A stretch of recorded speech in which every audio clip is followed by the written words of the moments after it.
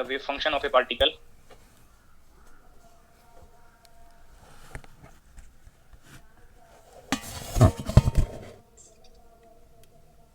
in one-dimensional position space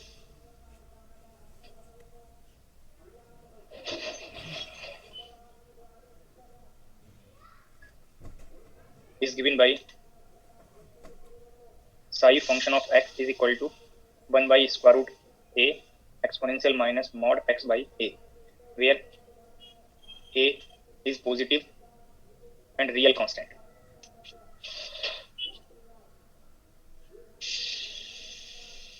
First part, find the probability of finding the particle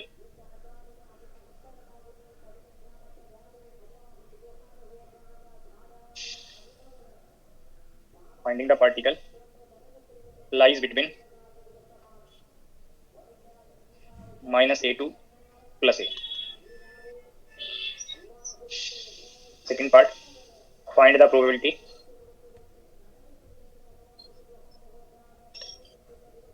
of finding the particle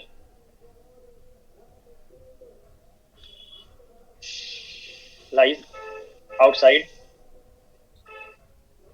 x lies between minus a to plus a.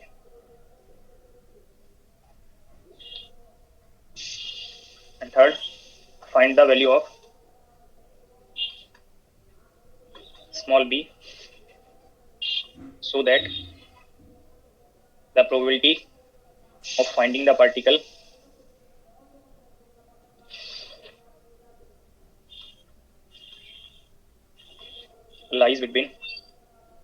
lies inside minus b to plus b is 0.5. आपको wave function given है और wave function में 3 part हैं.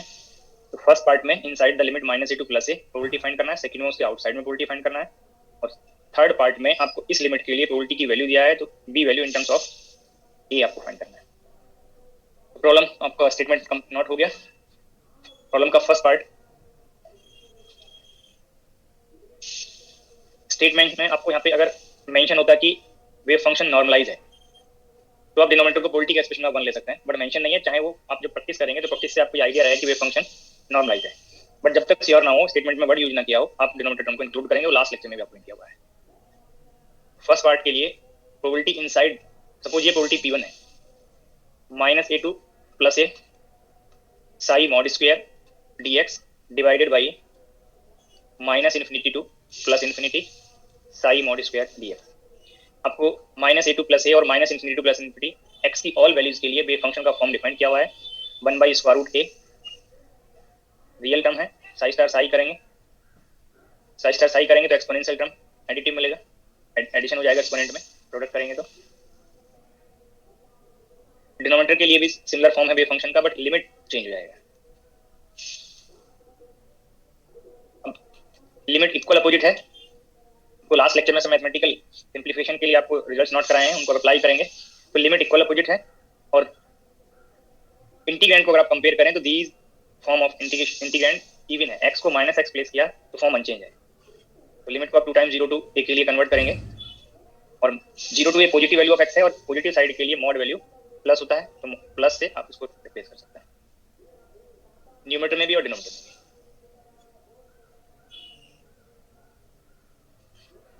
Zero to infinite exponential minus 2x by A dx. Integral करेंगे exponential minus 2x by A divided by minus 2 by A, integration limit 0 to A. Denominator में भी same रहेगा, only limit value change होगा. अब limit upper limit place करेंगे, ये minus 2 by a cancel out हो गया. एक्स के प्लेस पे आप ए रिप्लेस करेंगे तो ए रेशियो में एलिमिनेट होके फर्स्ट टर्म एक्सपोनेंशियल माइनस 2 और second term exponential minus infinite minus exponential 0 1. Exponential minus infinite 0 हो गया, और ये माइनस में जब एडजस्ट करेंगे तो फर्स्ट टर्म माइनस हो गया और सेकंड टर्म प्लस हो गया, जिसको आप नोट कर सकते हैं 1 बाई ई स्क्वायर. अगर आप ई की वैल्यू प्लेस कर दें, ई स्क्वायर की वैल्यू प्लेस कर दें, तो एक न्यूमेरिकल वैल्यू आप यहाँ पे डेसिमल में फाइंड कर सकते हैं, जिसको आप परसेंटेज में भी कन्वर्ट कर सकते हैं. इसी के सेकंड पार्ट में आपको सपोज प्रोबेबिलिटी P2 फाइंड करना है. सेकंड पार्ट के लिए आपको outside this limit minus A to plus A के आउटसाइड में एक्स की वैल्यूज के लिए प्रोबेबिलिटी फाइंड करना है.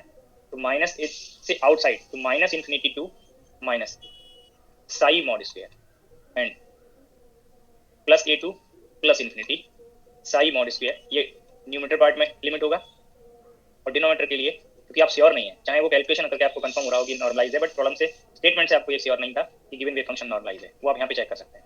ये पार्ट को करेक्टली चेक करते, ठीक है, तो आपको आइडिया मिल सकता था कि ये नॉर्मलाइज है या नहीं है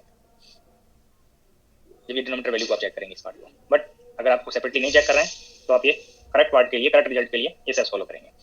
अब इसी टर्म को आप, मैंने न्यूमरेटर में इंटीग्रेशन लिमिट आउटसाइड लिमिट के लिए प्लेस कर दिया, चाहे तो आप इस साई की वैल्यू प्लेस करके इंटीग्रल सॉल्व कर लें, अदरवाइज इसी सेम पार्ट को, सेकंड पार्ट को आपको ये कंफर्म है कि जब आप ऑल स्पेस में प्रोबेबिलिटी फाइंड करेंगे तो प्रोबेबिलिटी वैल्यू 1 आएगा। It means inside the minus A to plus ए और outside minus A to plus A, वो प्रोबेबिलिटी को आप सम करेंगे तो 1 मिलेगा। कोई एक प्रोबेबिलिटी अगर आपने कैलकुलेट कर लिया तो 1 से डिफरेंस करके आप रिजल्ट को फाइंड कर सकते हैं। आपको ये हिंट किया हुआ है कि ऑल स्पेस में जब प्रोबेबिलिटी फाइंड करते हैं minus A to plus A probability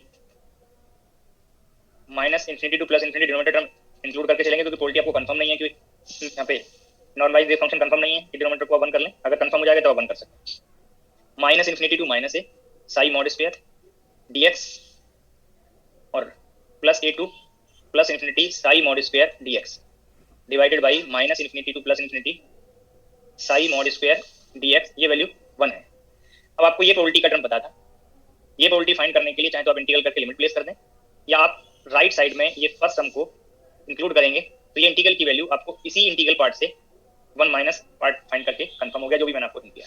तो ये वैल्यू आपने P2 वैल्यू, चाहे आपकी चॉइस है, आप डिफरेंट वे में फाइंड कर सकते हैं उसको, 1 माइनस P1 से भी फाइंड कर सकते हैं और सेपरेटली इंटीग्रल करके भी। अभी आपने फर्स्ट पार्ट में P1 वैल्यू फाइंड किया है, 1 से डिफरेंस करेंगे 1 माइनस 1 बाई ई स्क्वायर को, तो आपको ये कंफर्म हो गया कि 1 by E square probability second part के लिए।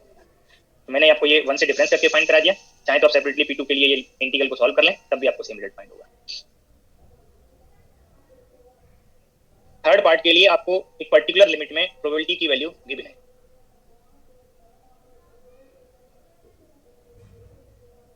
थर्ड पार्ट में आपको minus b to plus b inside this limit psi mod square dx divided by minus infinity to plus infinity psi mod square dx, ये probability value आपको given है 0.5। जब given wave function form replace करेंगे तो minus b to plus b exponential minus twice mod x by A dx divided by minus infinity to plus infinity exponential minus twice mod x by A dx, ये value आपको 0.5 given है। अब ये integral value फिर से numerator denominator में limit equal opposite है, जब भी इक्वल अपोजिट लिमिट हो तो आप पहले जरूर एक बार ये ट्राई करें, ये चेक कर लें, कंफर्म कर लें कि कहीं इंटीग्रेंड वैल्यू इवन और ऑड तो नहीं है। इससे आप इजीली प्रॉब्लम को सॉल्व कर सकते हैं। तो 0 टू b न्यूमरेटर पार्ट में लिमिट प्लेस कर सकते हैं, इंटीग्रेंड इवन है, exponential minus twice X by A, new integration नहीं है, जो आपने फर्स्ट पार्ट में इंटीग्रल सॉल्व किया है, ओनली लिमिट्स वैल्यू के नोटेशंस चेंज है, बाकी सिमिलर इंटीग्रल फाइंड कर सकते हैं। सिमिलर वे में आप यहाँ पे इंटीग्रल वैल्यू को फाइंड कर सकते हैं। न्यूमरेटर पार्ट के लिए exponential minus twice X by A divided by minus 2 by A, limit place करेंगे,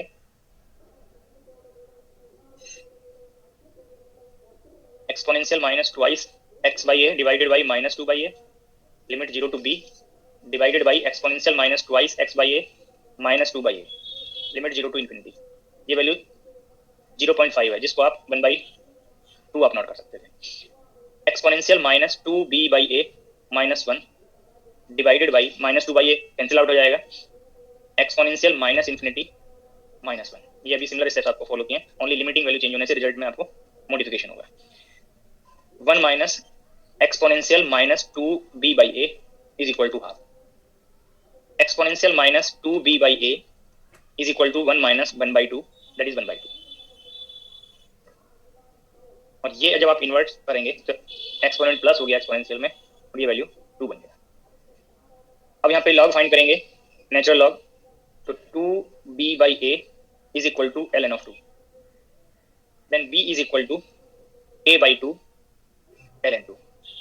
ये नेचुरल लॉग पे आपको in terms of a b की वैल्यू कंफर्म हो गया। और बेस e और बेस 10 में रिलेशन पता होता है, समटाइम अगर आपको बेस 10 पे रिजल्ट कन्वर्ट किया होगा तो आप कन्वर्ट कर सकते हैं।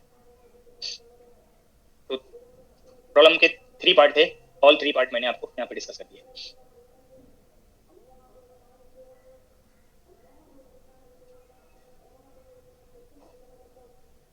नेक्स्ट प्रॉब्लम,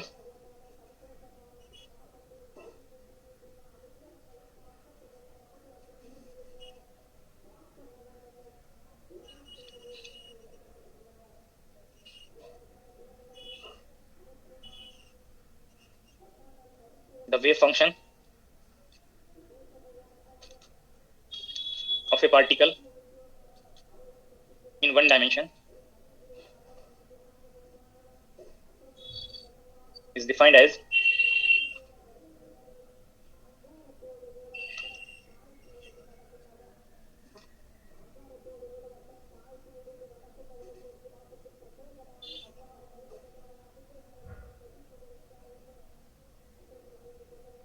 आपको रेंज में वेव फंक्शन फॉर्म डिफाइंड है। अब की बार मैंने यहाँ पे जो अब तक प्रॉब्लम्स मैंने डिस्कस किए हैं उनमें नॉर्मलाइज वर्ड नहीं था, बट मैंने यहाँ पे नॉर्मलाइज वर्ड यूज कर दिया। जब वर्ड दिया है तो आपको भी कंफर्म रहेगा कि ऑल स्पेस के लिए अगर आप प्रोबेबिलिटी फाइंड करेंगे तो बनाएगा find the probability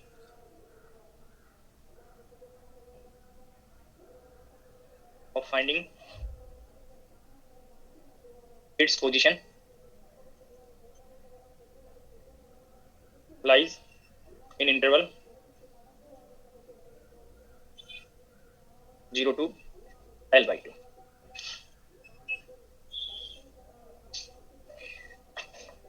similar problem आपको लास्ट लेक्चर में डिस्कस किया था सिमिलर वेव फंक्शन पार्ट के लिए, बट दैट टाइम पे नॉर्मलाइज वर्ड यूज नहीं था।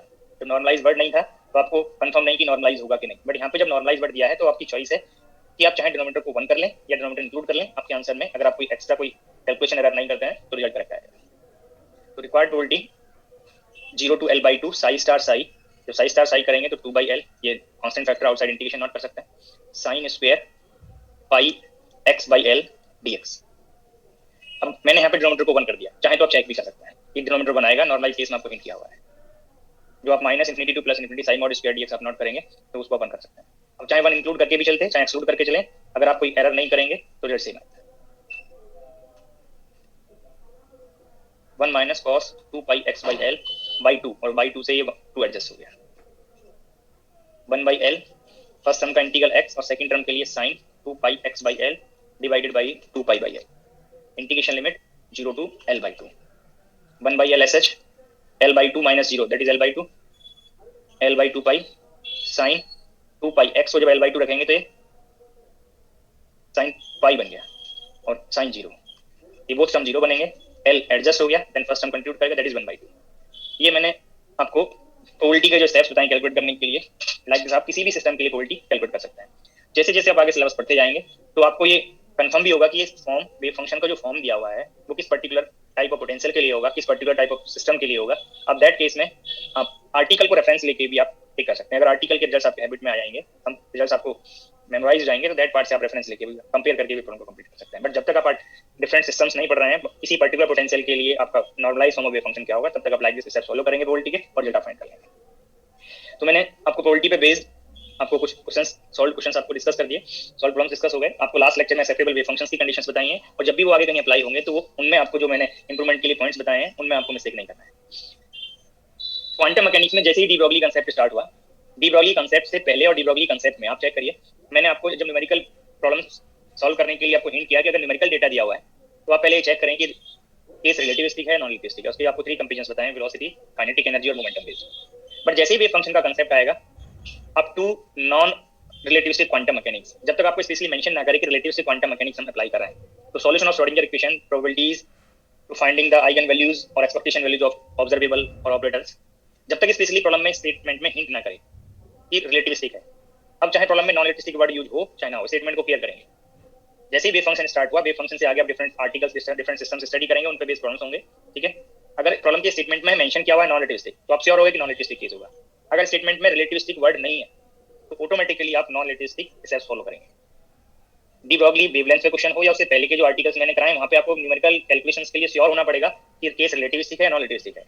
जब आप वेव फंक्शन पढ़ेंगे, श्रोडिंगर इक्वेशंस के सॉल्यूशंस पढ़ेंगे, इन पे बेस्ड प्रॉब्लम सॉल्व करेंगे, तो जब तक प्रॉब्लम में मेंशन ना करे relativistic quantum mechanics relativistic case है, तब तक आप ऑटोमेटिकली आप नॉन रिलेटिविस्टिक केस स्टडी करेंगे। तो यहाँ पे हम wave nature of material particle पढ़ रहे हैं। वेव पार्टिकल के साथ large number of wave associate है, और उनसे पार्टिकल से large number of wave associate होने से वेव पैकेट फॉर्म होगा। और वेव पैकेट में आपको ये कंफर्म नहीं है कि पार्टिकल कहाँ पे है, ये जस्ट आपको आइडिया है कि inside the wave packet particle कहीं पे भी हो सकता है। जहाँ पे एम्पलीट्यूड मैक्सिमम होगा, जहाँ पे वेव पैकेट की विड्थ मैक्सिमम है, वहाँ पे मोर चांसेस होंगे पार्टिकल के। बट आप जब पार्टिकल की पोजीशन को ऑब्जर्व करने से पहले, या आप क्वांटम मैकेनिकली ऑब्जर्व भी करेंगे, डिफरेंट टाइम्स आपने पार्टिकल को ऑब्जर्व किया, तो पार्टिकल की पोजीशन के रिगार्डिंग आपको एक रेंज मिलेगा शार्प वैल्यू नहीं मिलेगी। आप एग्जैक्टली नहीं फाइंड कर सकते कि all time particle wave packet के इनसाइड में कि पर्टिकुलर 1 सेंटीमीटर पे है वन एंड से, वहां पे रेंज मिलेगा आपको। जब रेंज मिलेगा, क्यों रेंज मिलने का रीजन क्या है? क्योंकि आप क्वांटम मैकेनिक्स में श्योर नहीं है, आप प्रोबेबिलिस्टिक रिजल्ट फाइंड करते हैं। किसी पर्टिकुलर रिजल्ट की प्रोबेबिलिटी 100% जब तक नहीं होगी, वहां पे आपको रिजल्ट ऑल टाइम सेम नहीं मिलेगा। और जब सेम नहीं मिलेगा तो रेंज बनने से आपको एरर्स अराइज हो सकते हैं, आपको एवरेज वैल्यूज कैलकुलेट करनी पड़ेगी। और क्वांटम मैकेनिक्स में किसी पर्टिकुलर गिवन वेव फंक्शन के लिए, किसी पर्टिकुलर स्टेट के लिए आप ऑपरेटर का एक्सपेक्टेशन वैल्यू डिफाइन करते हैं। समटाइम एक्सपेक्टेशन, एवरेज और मीन वर्ड आपने क्वांटम मैकेनिक्स के बुक्स में पढ़े होंगे जब भी आप क्वांटम मैकेनिक्स में एक्सपेक्टेशन को डिफाइन करते हैं। तो एक्सपेक्टेशन वर्ड अराइज होने का मीन आपको रीजन भी पता होना चाहिए। एक्सपेक्टेशन, ये वर्ड आप लोगों ने पढ़ा होगा, एक्सपेक्टेशन वैल्यू। इसी को आप एवरेज वैल्यू और मीन वैल्यू वर्ड भी यूज करते हैं।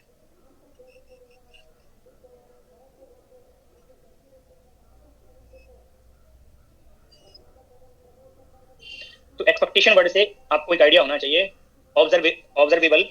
जब आप किसी पर्टिकुलर क्वांटम मैकेनिकल सिस्टम के ऑब्जर्वेबल्स के लिए मेजरमेंट करना चाह रहे हैं, तो ऑब्जर्वर पहले किसी रिजल्ट को एक्सपेक्ट करता है। जैसे इंपोजिशन की हम बात कर रहे हैं यहाँ पे, तो quantum mechanical particle micro level या उससे लोअर लेवल पे हैं जिसको आप आई से डिटेक्ट नहीं कर सकते। तो ऑब्जर्वर ऑब्जर्विंग पार्टिकल की पोजीशन के रिगार्डिंग पहले से किसी रिजल्ट को एक्सपेक्ट करता है। जब वो एक्सपेरिमेंट करेगा तो उसको डिफरेंट रिजल्ट मिलेंगे, और डिफरेंट रिजल्ट का जब वो एवरेज फाइंड करेगा तो उसकी एक्सपेक्टेड वैल्यू से मैच किया। और मैच करने से ये आपको जो न्यू वर्ड, जब फर्स्ट टाइम आप क्वांटम मैकेनिक्स पढ़े होंगे, ये वर्ड आपको न्यू लगा होगा, बट इसी को आगे कहीं हिंट किया कि वो एवरेज वैल्यू या मीन वैल्यू है। दीज वर्ड से आप फैमिलियर होते हैं पहले से। तो ये एक्सपेक्टेशन का मीनिंग या एक्सपेक्टेशन वर्ड अराइज होने का रीजन क्या है, वो मैंने आपको हिंट किया कि ऑब्जर्वर किसी रिजल्ट पे पहले से किसी रिजल्ट को पहले से एक्सपेक्ट करता है। तो जब आप ऑब्जर्वेशंस करेंगे तो मोर वैल्यूज मिलेंगी, रेंज बनेगा, और उन वैल्यूज का जब आप एवरेज फाइंड करेंगे तो जो ऑब्जर्वर ने एक्सपेक्ट किया रिजल्ट उससे मैच करेगा। The expectation value of an operator, the expectation value of an operator, operator को क्वांटम मैकेनिक्स में एक जो कोई भी ऑपरेटर होगा उसके नोटेशन पे कैप रिप्रेजेंट करेंगे। The expectation value of an operator A in state Sai is defined as, ये एक्सपेक्टेशन का नोटेशन है, इंटीग्रेशन ओवर ऑल स्पेस। ये ऑल स्पेस को मैंने पहले एक्सप्लेन किया हुआ है। ऑल स्पेस का मीनिंग है कि जिस पर्टिकुलर स्पेस में ये वेव फंक्शन डिफाइंड है, ये स्टेट डिफाइंड है, उसकी होल लिमिट को इंक्लूड करना है, होल स्पेस लिमिट आपको इंक्लूड करना है। तो इंटीग्रेशन ओवर ऑल स्पेस आपको एक कंफर्म रहेगा। जैसे वन डायमेंशन में नॉर्मलाइजेशन कंडीशन में आपने -∞ टू +∞ लिमिट नोट किया है, तो मल्टी डायमेंशन में लिमिट कार्टेशियन कोऑर्डिनेट सिस्टम में है या स्फेरिकल कोऑर्डिनेट सिस्टम में, वहां से लिमिट वैल्यूज चेंज हो सकती हैं, बट मीनिंग आपको क्लियर है कि होल वैल्यूज आपको इंक्लूड करनी है, होल स्पेस लिमिट आपको यहाँ पे इंक्लूड करना है। Psi star operator operated over Sai D tau. Generally D tau volume element है, 3 डायमेंशन पार्ट अगर होता, जैसे ही आप डायमेंशन चेंज करेंगे 2 डायमेंशन पे जाएंगे तो एरिया बन जाएगा, 1 डायमेंशन पे जाएंगे तो लेंथ बन जाएगा। बट जब गिवन स्टेट नॉर्मलाइज नहीं होगा तो डिनोमिनेटर में आप all space integration Sai star psi D tau ये आप यूज करेंगे। तो किसी भी स्पेस में किसी भी पर्टिकुलर ऑपरेटर के एक्सपेक्टेशन का ये एक्सप्रेशन आपको मैंने हिंट कर दिया। डिफरेंट ऑपरेटर्स फॉर्म आप लोग पढ़ते हैं क्वांटम मैकेनिक्स में। आप पोजीशन ऑपरेटर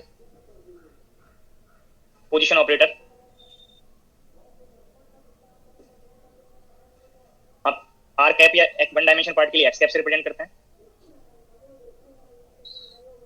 ये आर वेक्टर को ऑपरेटर फॉर्म में रिप्रेजेंट करेंगे तो यहाँ पे आर कैप नोटेशन आ जाएगा ऑपरेटर के लिए। अब जिस कंपोनेंट की बात कर रहे हैं वहाँ पे वो ये यूनिट वेक्टर नहीं है, जो कैप रिप्रेजेंट करेंगे दैट पार्ट वो ऑपरेटर रिप्रेजेंटेशन आपको बताएगा।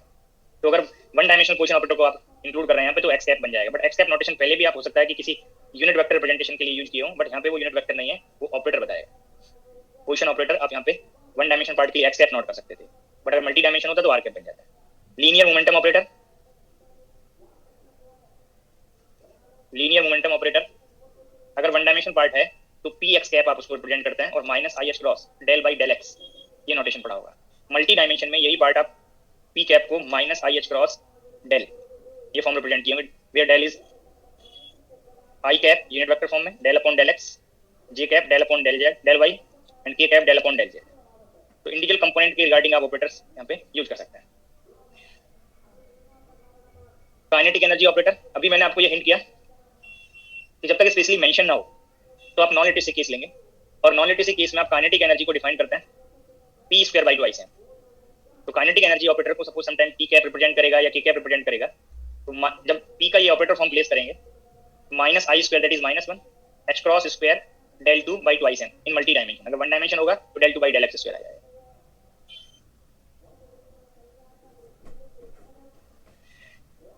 वेलोसिटी ऑपरेटर अगर आपको डिफाइन करना होता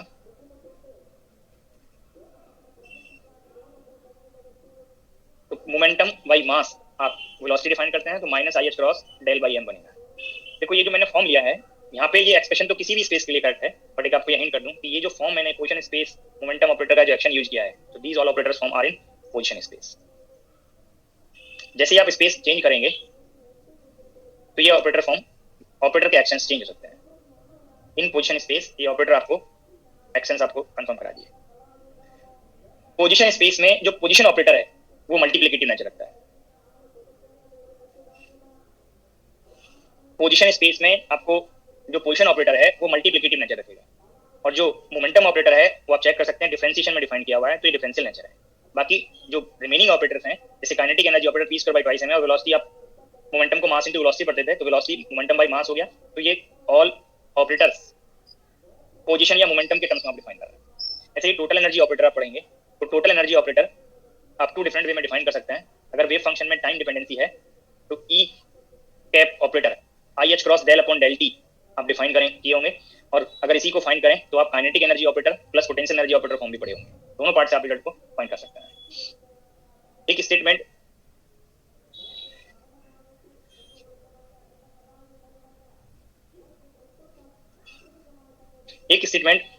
एक नोट करेंगे यहाँ पे पोजीशन स्पेस के रिगार्डिंग, जो आगे आपको प्रॉब्लम के रिजल्ट फाइंड करने में इजीनेस रहेगा। इन position space position operator and any function of position operator in position space position operator and any function of position operator have multiplicative nature।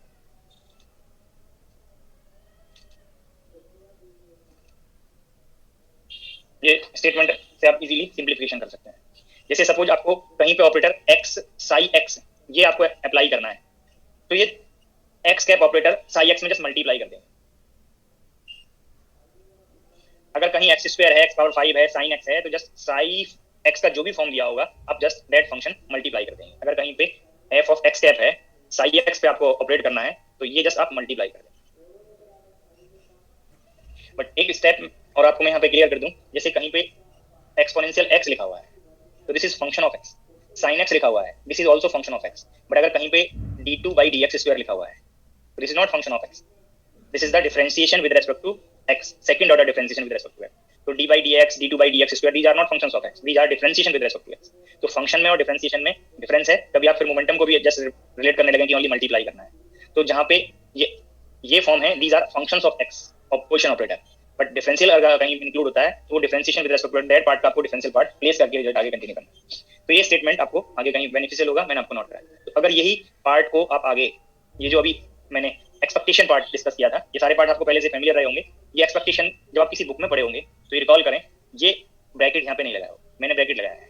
इससे आप आगे जब अप्लाई करेंगे तो मिस्टेक के चांसेस कम है। वन डायमेंशन में जो मिस्टेक आप फेस करेंगे वो वन डायमेंशन में ऑटोमेटिकली आप लोग एक्सक्लूड कर लेते हैं, क्योंकि मोस्टली आपने आर्टिकल्स प्रॉब्लम्स वन डायमेंशन के लिए पढ़े हैं। और जब आगे इसको मल्टी डायमेंशन अप्लाई करते हैं तो आपको या तो डाउट होता है या आप मिस्टेक कर दिए होते हैं। तो इसीलिए दैट मिस्टेक को एलिमिनेट करने के लिए मैंने आपको ये हिंट कर दिया कि इस एक्सपेक्टेशन वैल्यू के एक्सप्रेशन में जब आप ऑपरेटर का एक्शन अप्लाई करेंगे तो इस इंटरवल पार्ट पे एक्शन नहीं करते, ओनली फंक्शन पे ऑपरेटर का एक्शन है। इसलिए आपको मैंने ब्रैकेट लगा दिया कि सिर्फ ये पार्ट ऑपरेटर के एक्शन के लिए है, यहाँ पे आपको ऑपरेटर को अप्लाई नहीं करना, चाहे वन डायमेंशन हो चाहे मल्टी डायमेंशन। आगे जब फेस होगा तो आप इस पे अलर्ट रहेंगे, इसलिए मैंने यहाँ पे आपको ब्रैकेट लगाया। जबकि आप किसी बुक में पढ़े होंगे ये पार्ट लाइक दिस रहा होगा, साई स्टार ऑपरेटर साई डीटा, तो एक मिस्टेक यहाँ से ऑटोमेटिकली आता है कि ऑपरेटर राइट में ऑल टर्म पे ऑपरेट होगा। तो वन डायमेंशन में तो डी एक्स होता है ओनली, हाँ तो आप एक्सक्लूड कर दिए। बट जब कभी ये थीटा का फंक्शन हो ऑपरेटर और कहीं पे आए साइन थीटा डी थीटा, तो दैट टाइम पे आप ये ऑपरेटर को साइन थीटा का भी डिफरेंशियल कर देते हैं, जो रॉन्ग है। तो दैट पार्ट को हिंट करने के लिए मैंने पहले ही आपको ये हिंट कर दिया कि ऑपरेटर सिर्फ साई पे ऑपरेट होगा, इस इंटीग्रल फॉर्म में डीटा पे ऑपरेट नहीं होगा, चाहे वो किसी भी कार्टेशियन कोऑर्डिनेट में हो, चाहे स्फेरिकल पोलर कोऑर्डिनेट में हो, चाहे सिलिंड्रिकल कोऑर्डिनेट में हो। इंटरवल डी का पार्ट पे ऑपरेटर इस इंटीग्रल पार्ट में एक्सपेक्टेशन वैल्यू के एक्सप्रेशन में ऑपरेट नहीं करेंगे। अगर आपको पोजीशन स्पेस की हम बात कर रहे हैं, इन पोजीशन स्पेस और in one dimensional position space, in one dimensional position space आपको expectation value of X find करना है, expectation value of position operator, जो भी आपको ये स्टेटमेंट मैंने हिंट कर दिया। तो expectation value of position operator के एक्शन में जाएं तो वन डायमेंशन पोजीशन स्पेस है, तो all space limit minus infinity to plus infinity हो गया, और जहां पे ए नोटेशन है मैंने एक्स नोटेशन प्लेस कर दिया। तो minus infinity to plus infinity numerator में लिमिट है, psi star function of X होगा, और ये operator X psi X dx. Denominator के लिए भी integration limit minus infinity to plus infinity होगा, psi star function of X psi X dx. अब आपको यहाँ पे मैंने एक्शन बताया है कि x को जस्ट मल्टीप्लाई करेंगे, और जब मल्टीप्लाई करेंगे साई स्केलर फंक्शन है, ये आगे जब ब्राक नोटेशंस आएंगे, हिल्बर्ट स्पेस आएंगे, तब के लिए नहीं मैं कर रहा हूँ। जब तक आप श्रोडिंगर रिप्रेजेंटेशन में फंक्शन ले रहे हैं तो वेव फंक्शन स्केलर फंक्शन होता है, स्केलर फंक्शन होगा तो आप इस फंक्शन में आप x को लेफ्ट से मल्टीप्लाई कर दो या फंक्शन को राइट से मल्टीप्लाई कर दो। फंक्शन है जैसे यहाँ पे साई ऑपरेटर नहीं है, पोजीशन ऑपरेटर है, तो लेफ्ट से मल्टीप्लाई करो राइट से मल्टीप्लाई करो, ये रिजल्ट सेम आएंगे। तो इससे आपको एक रिजल्ट स्टेप को आप ऑटोमेटिकली स्किप कर पाएंगे। इस स्टेप को जब x मल्टीप्लिकेटिव नेचर है तो इसका ऑर्डर आपने चेंज किया, लेफ्ट और राइट से मल्टीप्लाई किया, तो psi star Sai Sai mod square हो गया x dx। अब ये मल्टीप्लिकेशन है, इस पार्ट इंटीग्रल करेंगे x के रेस्पेक्ट में, तो ये इस स्टेप पे डायरेक्ट आप फंक्शन की वैल्यू प्लेस करके आगे मैथमेटिकल इंटीग्रेशन आप सॉल्व कर सकते हैं।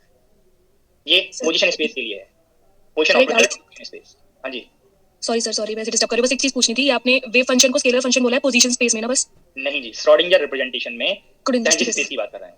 ठीक है सर, बस ये पूछना था। स्टेट को रिप्रेजेंट करने के लिए हम डिफरेंट रिप्रेजेंटेशन पढ़ते हैं।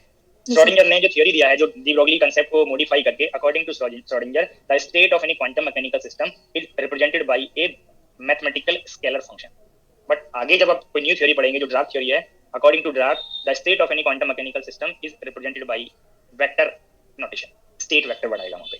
तो जब तक स्केलर फंक्शन है, ठीक है, तो स्केलर फंक्शन से जो साई नोटेशन है वो वेक्टर नहीं बनेगा, ठीक है, ऑपरेटर नहीं होगा, कोई मैथमेटिकल स्केलर फंक्शन होगा। बट जैसे ही हम पोजीशन स्पेस का कांसेप्ट लेते हैं तो पोजीशन स्पेस में पोजीशन ऑपरेटर का नेचर जस्ट साई में मल्टीप्लिकेशन है, और टू फंक्शंस को जब आप मल्टीप्लाई करते हैं तो उनका ऑर्डर चेंज कर सकते हैं। तो ऑर्डर चेंज करने से मैंने इस स्टेप में ऑर्डर चेंज करके ये रिजल्ट बना दिया, जो ऑल स्पेस के लिए, ऑल ऑपरेटर्स के लिए करेक्ट नहीं है। ये सिर्फ पोजीशन स्पेस में पोजीशन ऑपरेटर और उसके किसी भी फंक्शन के लिए करेक्ट है। अगर आपको पोजीशन ऑपरेटर के किसी फंक्शन का एवरेज फाइंड करना है तो ये स्टेप्स आप दैट पार्ट के लिए यूज कर सकते हैं। जैसे कहीं पे आपको एक्स स्क्वायर हो, एक्स क्यूब हो, दीज पार्ट का एक्सपेक्टेशन फाइंड करना है तो भी आप ये सिंप्लीफिकेशन कर सकते हैं in position space for position operator. Position operator में ये मोमेंटम के लिए करेक्ट नहीं है, और मोमेंटम स्पेस में पोजीशन के लिए करेक्ट नहीं है। जो मैंने यहाँ पे कंडीशन दिया है उसके लिए मैं आपको यहाँ पे हिंट कर रहा हूँ। जब तक आप श्योर ना हो किसी अनदर स्पेस के लिए, किसी अनदर ऑपरेटर के लिए, ये आप चेंज नहीं करें। ये आपको जो यहाँ पे डेफिनेशन मैंने बताया है ये करेक्ट है किसी भी स्पेस में, किसी भी ऑपरेटर के लिए। इसी को मैं आगे थोड़ा सिंप्लीफाई कर रहा हूँ किसी पर्टिकुलर ऑपरेटर और पर्टिकुलर स्पेस के लिए। तो यहाँ पे मैंने हिंट किया वन डायमेंशनल पोजीशन स्पेस, और ये नोटेशन पोजीशन ऑपरेटर का है, और ये पोजीशन ऑपरेटर के किसी फंक्शन का है, Sai mod square fx dx divided by minus infinity to plus infinity psi mod square dx। तो मोस्टली जो प्रॉब्लम्स हैं, not all problems, mostly problems आप पोजीशन स्पेस में आप सॉल्व करते हैं। जब आपको अनसर्टेनिटी इन पोजीशन कैलकुलेट करना होगा तो ये स्टेप्स आपको दैट टाइम के लिए बेनिफिशियल। ये आपको पहले मैंने, जब आप किसी ऑपरेटर का एक्सपेक्टेशन फाइंड करेंगे, अब आपने किसी पर्टिकुलर स्टेट फंक्शन में कोई पर्टिकुलर ऑब्जर्वेबल मेजर किया, और दैट ऑब्जर्वेबल मेजर करने से आप जो रिजल्ट आप फाइंड किए हैं वो रिजल्ट कितने एक्यूरेट हैं उसको कंफर्म करने के लिए आपको अनसर्टेनिटी टर्म कैलकुलेट करना पड़ेगा। अनसर्टेनिटी टर्म फाइंड करने के लिए आपको सम एक्सपेक्टेशंस फाइंड करने पड़ेंगे। तो अगर कोई ऑपरेटर ए ले रहे हैं और उसके रिगार्डिंग मीन वैल्यू आपने फाइंड कर लिया, ये टर्म, तो आपको सम वर्ड आपको प्रॉब्लम के स्टेटमेंट में मेंशन होंगे, तो उनके अकॉर्डिंग क्या स्टेप्स फॉलो करना है मैं यहाँ पे हिंट कर रहा हूँ। Deviation in A, in operator A, तो ये टर्म आप डिफाइन करते हैं एवरेज वैल्यू से कितना डेविएट है रिजल्ट। कोई भी ऑब्जर्वेबल, कोई भी ऑपरेटर हो सकता है, चाहे पोजीशन हो चाहे मोमेंटम हो, ये सबके लिए करेक्ट है। तो डेविएशन को आप डिफाइन करते हैं मीन वैल्यू से कितना चेंज है, तो ये डिफरेंस करके फाइंड करते हैं डेविएशन इन ए। अब एक वर्ड आपको यहाँ पे आएगा mean square deviation, mean square deviation. In A. तो डेविएशन मींस चेंज आप फाइंड कर रहे हैं। अब यहाँ पे मीन स्क्वायर डेविएशन के लिए आपको फाइंड करना पड़ेगा। अब इसी से अगर आपको ये डेफिनेशन कंफर्म हो गया, डेविएशन इन ए का मीनिंग क्या है कि मीन वैल्यू ऑफ ए के अबाउट कितना चेंज है, डेटा में कितना चेंज आया है। मीन के लिए ये नोटेशन, स्क्वायर, ये स्टेटमेंट में आपको जो वर्ड लिखे हैं mean square deviation in A. Deviation आपने पहले फाइंड किया हुआ है, deviation in A is a minus A average. तो ये आपको मीन स्क्वायर डेविएशन का नोटेशन मैंने बता दिया कि कैसे आप इसको करेक्टली फाइंड कर सकते हैं और क्या टर्म आपको फाइंड करना है। अब किसी भी ऑब्जर्वेबल की जो पोजीशन वैल्यूज हैं वो वेरिएबल हैं, या कोई भी ऑपरेटर का जो रिजल्ट है वो वेरिएबल हो सकता है। मैं पोजीशन से इसलिए हिंट कर रहा हूं कि पोजीशन आप इजीली कंपेयर कर सकते हैं। पार्टिकल मूव कर रहा है तो उसका जो पोजीशन है वो वेरिएबल, चाहे वो पार्टिकल फ्री हो चाहे बाउंड हो। पार्टिकल किसी फोर्स में मोशन करे चाहे विदाउट फोर्स मोशन करे, पार्टिकल अगर मोशन कर रहा है तो उसका पोजीशन वेरिएबल। तो डिफरेंट टाइम पे पार्टिकल का पोजीशन डिफरेंट ऑब्जर्व होगा, बट जब ऑल पोजीशंस का आप एवरेज फाइंड कर लेंगे तो एवरेज वैल्यू कांस्टेंट हो जाता है, एवरेज वैल्यू कांस्टेंट होता है। तो यहाँ पे ए वेरिएबल है और ये टर्म कांस्टेंट है। अब कांस्टेंट का आप चाहे कितनी बार एवरेज कैलकुलेट कर लीजिए वो सेम रहता है। तो यहाँ पे जब ये स्क्वायर ओपन करेंगे और फिर एवरेज फाइंड करेंगे तो ये क्या पार्ट चेंज होगा, क्या पार्ट पे एक्सपेक्टेशन का नोटेशन इंक्लूड करना है, क्या अनचेंज रहना है, ये कंफर्म करने के लिए मैंने इसका स्क्वायर पहले ओपन किया। ये फर्स्ट टर्म का स्क्वायर, ये वेरिएबल ऑपरेटर ए स्क्वायर हो गया, फिर एक्सपेक्टेशन ये टर्म का स्क्वायर, फिर बोथ के प्रोडक्ट के ट्वाइस का डिफरेंस। स्क्वायर ओपन करने में किसी को कोई डिफिकल्टी फेस नहीं होनी चाहिए, मैं नोटेशंस वाइज वो स्क्वायर ओपन कर दिया। बट जब इसके आगे कंटिन्यू करेंगे तो ये एवरेज नोटेशन सिर्फ वेरिएबल पार्ट पे आना है। तो ए स्क्वायर वेरिएबल है और ए स्क्वायर वेरिएबल है तो मैंने एवरेज नोटेशन प्लेस कर दिया। बट आप जब ये ए एक्सपेक्टेशन स्क्वायर का फिर से एवरेज फाइंड करेंगे तो ये अनचेंज रहेगा। क्यों? क्योंकि कांस्टेंट है, कांस्टेंट का आप एवरेज फाइंड कर लें तो फिर से सेम रहेगा। अब जो लास्ट टर्म है, लास्ट टर्म में ए वेरिएबल है और एक एक्सपेक्टेशन कांस्टेंट है, तो कांस्टेंट में तो कोई चेंज नहीं होगा। आप इस पार्ट का एवरेज फाइंड करेंगे, टू वैल्यू कांस्टेंट है तो 2sh, ये एक्सपेक्टेशन sh। जब इस पार्ट को आप फिर से वेरिएबल के लिए एवरेज फाइंड करेंगे तो एक्सपेक्टेशन नोटेशन है। अब आपको इजीली ये कंफर्म हो गया, ए स्क्वायर एक्सपेक्टेशन प्लस ए एक्सपेक्टेशन स्क्वायर माइनस ट्वाइस। अब ये ए एक्सपेक्टेशन का प्रोडक्ट है तो ये स्क्वायर हो गया। तो mean square deviation in A find करने के लिए आपको ऑपरेटर के टू डिफरेंट पावर के एक्सपेक्टेशन का डिफरेंस फाइंड करना है।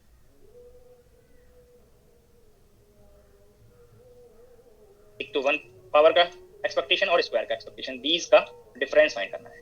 तो मीन स्क्वायर डेविएशन इन ए जो बेसिक डेफिनेशन से ये पार्ट मैंने नोट कराया, तो अब आपको ये स्टेप्स बार बार नहीं फॉलो करने पड़ेंगे, ये स्टेप स्किप करके आप ये डेफिनेशन को आगे कंटिन्यू कर सकते हैं मीन स्क्वायर डेविएशन फाइंड करने के लिए। मीन स्क्वायर डेविएशन इन ए को वेरिएंस भी आप नोट करते हैं, वेरिएंस इन ए। तो मीन स्क्वायर डेविएशन और वेरिएंस के लिए डेफिनेशन आपको कंफर्म हो गया। अनसर्टेनिटी इन ऑपरेटर ए। अनसर्टेनिटी डिफाइन करने के लिए क्वांटम मैकेनिक्स में आप लोग स्टैंडर्ड डेविएशन पढ़े होंगे। स्टैंडर्ड डेविएशन को आप अनसर्टेनिटी यूज करेंगे और standard deviation is the root mean square deviation, root mean square deviation in A. तो आपने मीन स्क्वायर डेविएशन फाइंड किया हुआ है और उसका स्क्वायर रूट अगर और फाइंड करते हैं तो जो वर्ड लिखे हैं उसी ऑर्डर में आप यहाँ पे नोटेशन प्लेस करते जाइए। Root means square root, mean square deviation in A, ये बेसिक डेफिनेशन आपको कंफर्म हो गया। और जब आप इसका स्क्वायर ओपन करेंगे मीन स्क्वायर डेविएशन का तो फिर से टर्म बनेगा, तो दैट पार्ट का स्क्वायर रूट आपको फाइंड करना है। इट मींस अनसर्टेनिटी, किसी ऑपरेटर की अनसर्टेनिटी फाइंड करने के लिए आपको उसके स्क्वायर का एक्सपेक्टेशन और 1 पावर के एक्सपेक्टेशन का डिफरेंस, 1 पावर के एक्सपेक्टेशन के स्क्वायर का डिफरेंस फाइंड करके स्क्वायर रूट लेना है। इट मींस इस रिजल्ट का स्क्वायर रूट फाइंड करना है। तो ये किसी भी ऑपरेटर के लिए किसी भी स्पेस में करेक्ट है, मेजरमेंट का वे चेंज हो सकता है उसके एक्शन के कॉरस्पॉन्डिंग, बट ये डेफिनेशंस करेक्ट सेम रहेंगे जहां पे भी आप इनको अप्लाई करेंगे। तो ये बेसिक डेफिनेशंस थी जो आगे यूज होंगी, मैंने आपको हिंट कर दिया। चाहे प्रॉब्लम में जो भी पार्ट पूछा जाए उसके अकॉर्डिंग आप एक्शन अप्लाई कर सकते हैं। सम टाइम जो आपको वेव फंक्शन दिया होगा, ठीक है, डायरेक्ट और इनडायरेक्ट आपको ये कंफर्म हो जाए कि given wave function is eigen function of operator और नॉट। और आइगन फंक्शन चेक करने के लिए आप वहां पे ऑपरेटर का एक्शन अप्लाई करते हैं और आफ्टर ऑपरेटर कंपेयर करते हैं कि जो वेव फंक्शन है वो इनिशियल वेव फंक्शन फॉर्म से मैच करता है या नहीं मैच करता है। For an operator A and wave function, ये वेव फंक्शन कोई भी जनरल नोटेशन आप वेव फंक्शन ले सकते हैं, साई। अगर आप ऑपरेटर को साई पे ऑपरेट कर रहे हैं, साई का कुछ फॉर्म हो सकता है। यहाँ फंक्शन की बात करें तो हर फंक्शन का कोई फॉर्म होगा, साइन फॉर्म और ट्रिग्नोमेट्रिक फॉर्म, एक्सपोनेंशियल फॉर्म, जो भी पार्ट हो। ऑपरेटर का एक्शन, मैं ये नहीं कह कि डिफरेंशियल करना है, जो भी एक्शन क्वेश्चन के अकॉर्डिंग, ऑपरेटर के नेम के अकॉर्डिंग आपको कंफर्म हो, उस एक्शन को इस गिवन फॉर्म पे आप अप्लाई करेंगे, गिवन वेव फंक्शन पे अप्लाई करेंगे। ऑपरेटर का एक्शन कंप्लीट करके आप ये कंपेयर करेंगे कि ये दोनों नोटेशंस जो मैंने आपको नोट कराए हैं सही, इट मींस जो ये ए है ये कांस्टेंट है और जो फॉर्म पे आपने ऑपरेट किया था फिर से ये फॉर्म मैच करता है। अगर मैच करेगा then psi is called eigen function. After operating operator compare करेंगे कि जो वेरिएबल पार्ट है वहां पे वो इनिशियल फॉर्म से मैच करता है या नहीं करता है, वेव फंक्शन इनिशियल पार्ट से मैच करता है या नहीं करता है। Then in this case psi is an eigen function. Psi is an eigen function of an operator. जिस ऑपरेटर का एक्शन आपने अप्लाई किया उसके लिए आइगन फंक्शन कंफर्म हुआ। कभी आप किसी अनदर ऑपरेटर के लिए भी आइगन फंक्शन उसको एज्यूम कर लें या ऑल ऑपरेटर के लिए आइगन फंक्शन एज्यूम कर लें। जिस ऑपरेटर को मैंने यहाँ पर रेफरेंस किया है, जिस आइगन वेव फंक्शन फॉर्म को रेफरेंस किया, उसी के लिए आपको ये स्टेटमेंट है विद आइगन वैल्यू स्मॉल ए। और इस कंडीशन में ये आइगन वैल्यू तभी होगा जब ये कांस्टेंट आए, ऑल वेरिएबल से इंडिपेंडेंट हो जिस पे साई डिपेंड करता है। अगर ये वेरिएबल होगा दैट मींस वो आइगन वैल्यू नहीं है, ये साई दैट टाइम पे आइगन फंक्शन नहीं है। अब नेक्स्ट वे में क्या हो सकता है कि ऑपरेटर इस साई पे ऑपरेट हो, आपको कोई कांस्टेंट भी मिले, सम रिजल्ट कांस्टेंट भी मिले और इसका साई का फॉर्म भी चेंज हो जाए, फॉर्म ही चेंज हो जाए, जैसे साइन को ऑपरेट किया कॉस फॉर्म बन जाए, फॉर्म चेंज हो जाएगा, then psi is not an eigen function. और जब आइगन फंक्शन नहीं होगा तो आइगन वैल्यू का कांसेप्ट भी नहीं आएगा, आइगन फंक्शन के साथ ही आइगन वैल्यू का कांसेप्ट आएगा। Psi is not an eigen function of an operator A. तो ये एक्सपेक्टेशन में ये कांसेप्ट भी सम टाइम बेनिफिशियल रहेगा आपको, जिससे आप इजीली एक्सपेक्टेशन चेक कर सकते हैं।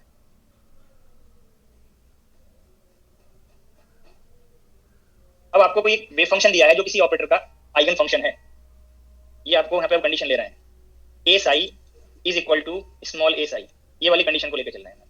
अब आपको चेक करना है कि एक्सपेक्टेशन में क्या चेंज होगा। जो एक्सपेक्टेशन वैल्यू है इस साई स्टेट में अगर आप फाइंड करेंगे, जो आपको लास्ट स्लाइड में एक्सपेक्टेशन का जो डेफिनेशन दिया है वो एक्शन आप यहाँ पे अप्लाई कर दें।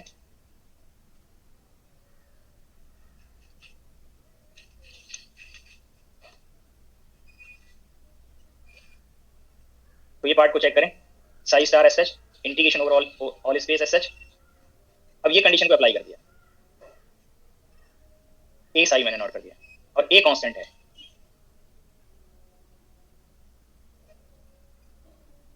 जब ए कांस्टेंट होगा तो आउटसाइड इंटीग्रेशन आप उसको नोट कर सकते हैं, और जैसे आप आउटसाइड इंटीग्रेशन नोट करेंगे न्यूमरेटर और डिनोमिनेटर इंटीग्रेंड सेम है, लिमिट सेम है, तो इंटीग्रल वैल्यूज मैच करेंगी, वो कैंसिल आउट होगा। तो चाहे आप उसको कैलकुलेट करके कैंसिल आउट करिए, चाहे आप बिफोर कैलकुलेशन को कैंसिल आउट कर लीजिए। तो आपको अब ये कंफर्म हो गया, if given wave function is an eigen function of measuring operator then expectation value equals eigen value. अगर जिस स्टेट में ऑपरेटर का एक्सपेक्टेशन फाइंड करना है, तो एक्सपेक्टेशन फाइंड करने के लिए आपको अभी कंफर्म हो गया कि एक्सपेक्टेशन वैल्यू आइगन वैल्यू से मैच करेगा। तो स्टेटमेंट वाइज भी नोट कर सकते थे, इफ गिवन स्टेट और गिवन वेव फंक्शन जिसमें आपको एक्सपेक्टेशन फाइंड करना है, इस शॉर्ट ट्रिक के लिए बेनिफिशियल रहेगा statement, if given wave function is an eigen function of an operator A with eigen value small a, then expectation value mean value और average value कोई भी बढ़ सकता है of a cap in psi given wave function expectation find कर रहे हैं is equal to eigen value, its eigen value small a, जो आपको भी मैथमेटिकली मैंने यहाँ वेरीफाई कराया है। ये फर्स्ट पार्ट के लिए कंफर्म हो गया जो आपको यहाँ पे हिंट किया है। बट अगर ये सेकंड केस होता, ऑपरेटर लाइक दिस ऑपरेट हो रहा होता, तो ये साइड एस डिफरेंट आता, तब न्यूमरेटर और डिनोमिनेटर में रिजल्ट डिफरेंट होते। अगर ऑपरेटर गिवन है, साई गिवन है और ये आइगन स्टेट नहीं है, given wave function given operator का आइगन फंक्शन नहीं है, ये कंडीशन नहीं है जो आपको ये नोटेशंस बताएं, ये आइगन वैल्यू और साई फॉर्म ये इसके इक्वल नहीं है। जब इक्वल नहीं है तो एक्सपेक्टेशन वैल्यू अगर आप फाइंड करेंगे तो ये आइगन वैल्यू से मैच नहीं करेगा, डिफरेंट आएगा इससे रिजल्ट। जब डिफरेंट होगा तो आपको कैलकुलेट करना पड़ेगा कि क्या रिजल्ट आ रहा है। तो ये दोनों पार्ट जो मैंने आपको हिंट किए हैं, अगर पहले से ही किसी वे में आपको कंफर्म हो जाए कि आइगन फंक्शन है कि नहीं, तो आप इजीली इसको फॉलो कर सकते हैं। एक और आपको पॉइंट हिंट करना था कि यहाँ पे जब ये फर्स्ट केस में आपको एक और पार्ट बता दें, सेकंड के लिए आपको कंफर्म रहेगा। अब एक्सपेक्टेशन वैल्यू आइगन वैल्यू से मैंने यहाँ पे मैच करा दिया। अगर आप इसी में ए स्क्वायर के लिए फाइंड करने लगे, इसी पार्ट में इसी केस में ए स्क्वायर के लिए फाइंड करने लगे, तो आपने वन टाइम ऑपरेट किया तो ये स्मॉल एस आई बन गया, फिर से ऑपरेट करेंगे तो ए स्क्वायर बन जाएगा आपकी बात। ये सब क्लियर है सभी को? ऑल स्टेप्स लिखने की जरूरत नहीं।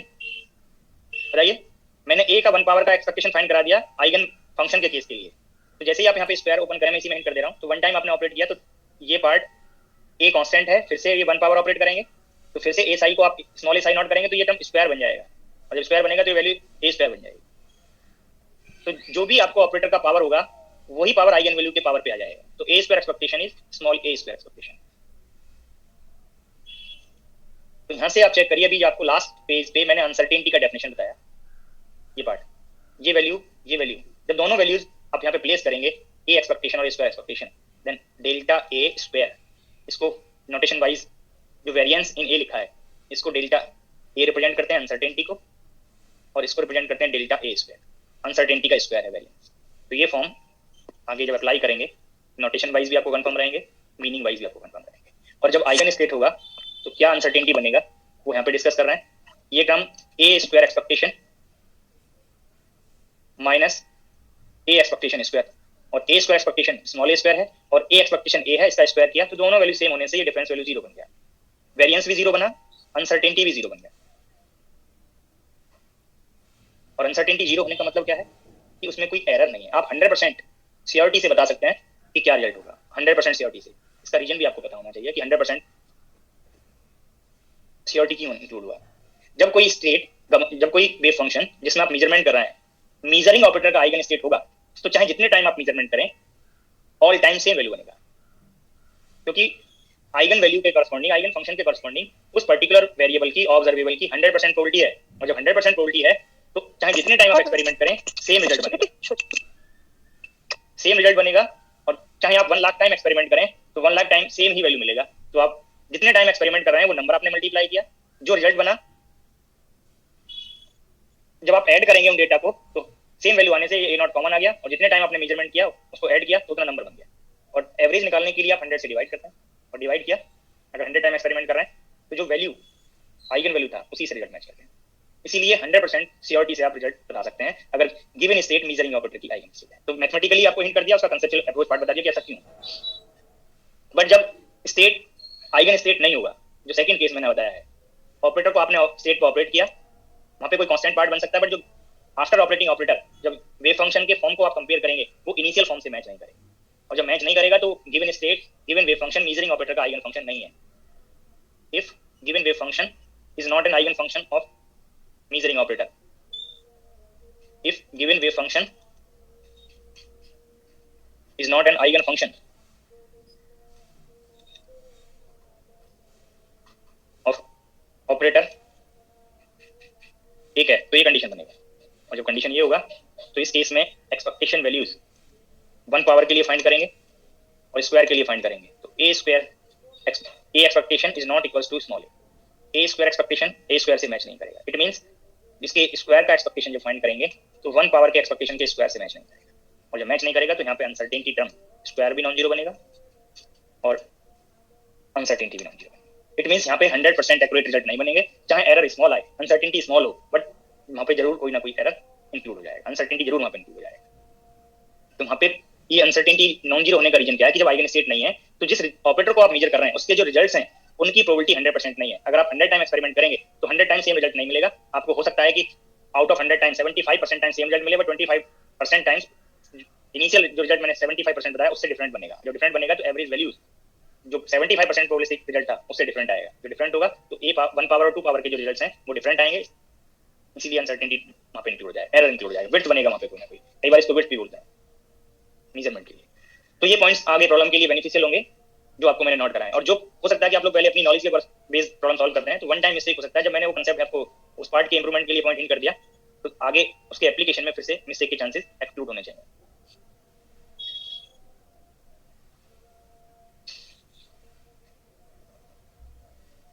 सपोज यहाँ पे कोई वेव फंक्शन फॉर्म आप ले रहे हैं ए एक्सपोनेंशियल आई के एक्स। अब आपको ये चेक करना है कि given wave function Sai,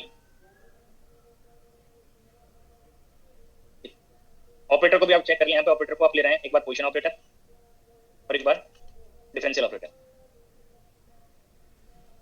momentum operator मैंने लिख दिया। these two ऑपरेटर को आप ऑपरेट करके चेक करें कि जो वेव फंक्शन है वो किसका आइगन फंक्शन है। बोथ ऑपरेटर में बोथ का आइगन फंक्शन है या किसी एक का आइगन फंक्शन है, किसी एक का है तो किसका है।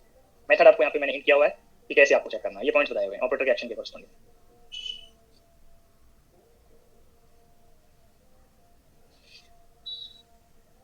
जब फर्स्ट के लिए चेक करेंगे तो ऑपरेटर ए साई, ये फंक्शन ऑफ एक्स है, मैंने इसके आर्गुमेंट में भी डिपेंडेंसी शो कर दिया, जिससे आपको आइडिया रहेगा कि पोजीशन स्पेस की हम बात कर रहे हैं। तो ए साई एक्स, अब ऑपरेटर का एक्शन एक्स, ये सेम नोटेशन हो गया, इसको मैंने कर दिया बी, ये कांस्टेंट है बी कोई, B is any constant, sorry ये word, B is any constant, A is real constant, X B exponential I K X, be constant है, ये एक्स के लेफ्ट और राइट नोट कर सकते हैं। अब आप ये इनिशियल वेव फंक्शन फॉर्म से कंपेयर करें, ये टर्म कांस्टेंट नहीं है, और कांस्टेंट नहीं है तो इस वेरिएबल फॉर्म को मॉडिफाई कर देगा, जो मॉडिफाई करेगा तो जो कंडीशन थी आपको, जो यहाँ पे कंडीशन बताई है, ये फॉर्म बनेगा, ये साई साइड ऐसे मैच नहीं करता है, ये पार्ट नहीं बनेगा यहाँ पे, क्यों? क्योंकि कंडीशन मैंने बताया हुआ, ये पॉइंट इंपॉर्टेंट है कि ए जो नोटेशन है वो कांस्टेंट होना चाहिए, कांस्टेंट के बाद आप कंपेयर करेंगे तो इनिशियल वेव फंक्शन के रेफरेंस में अगर मैच करता है फॉर्म तब वो आइगन फंक्शन है, बट ये मैच नहीं करता। आप चेक करिए एक्स और एक्सपोनेंशियल आई के एक्स का behaviour exponential I K x से डिफरेंट आएगा, इस फॉर्म से डिफरेंट आएगा।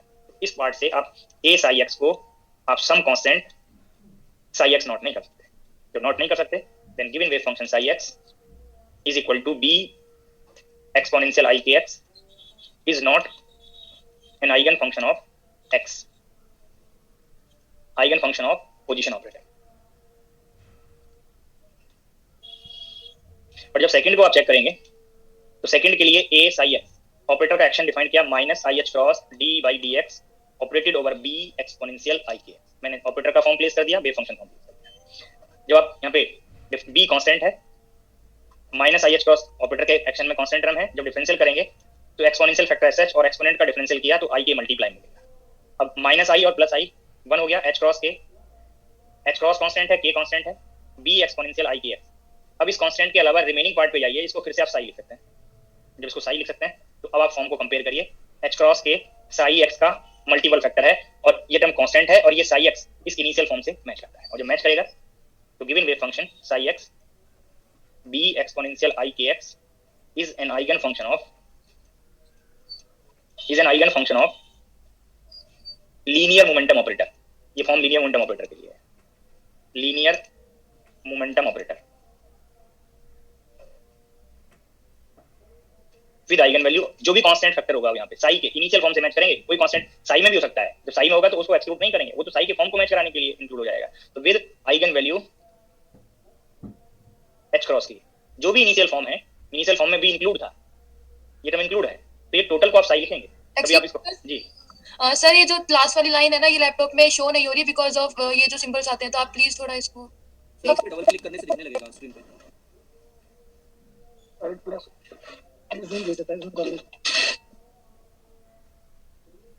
इस स्टेप तक दिख रहा है? यस सर दिख रहा है। Yes sir.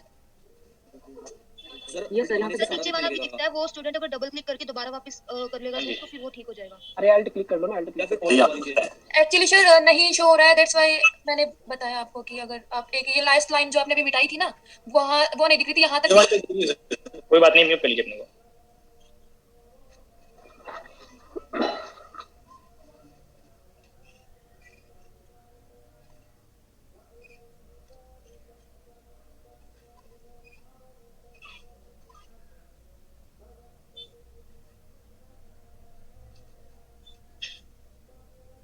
With eigen value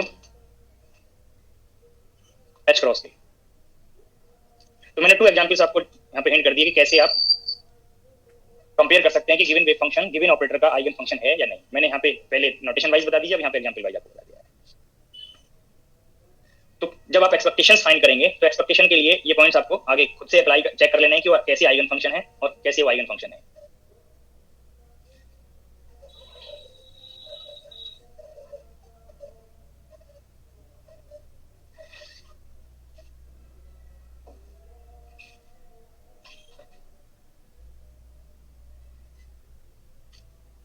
Find the uncertainty in linear momentum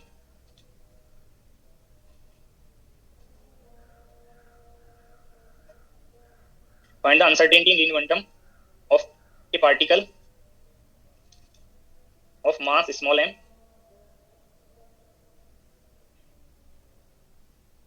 whose wave function in one dimensional position space is defined as or given as psi function of x is equal to a exponential minus I k naught x, where k naught is real constant and capital A is any constant.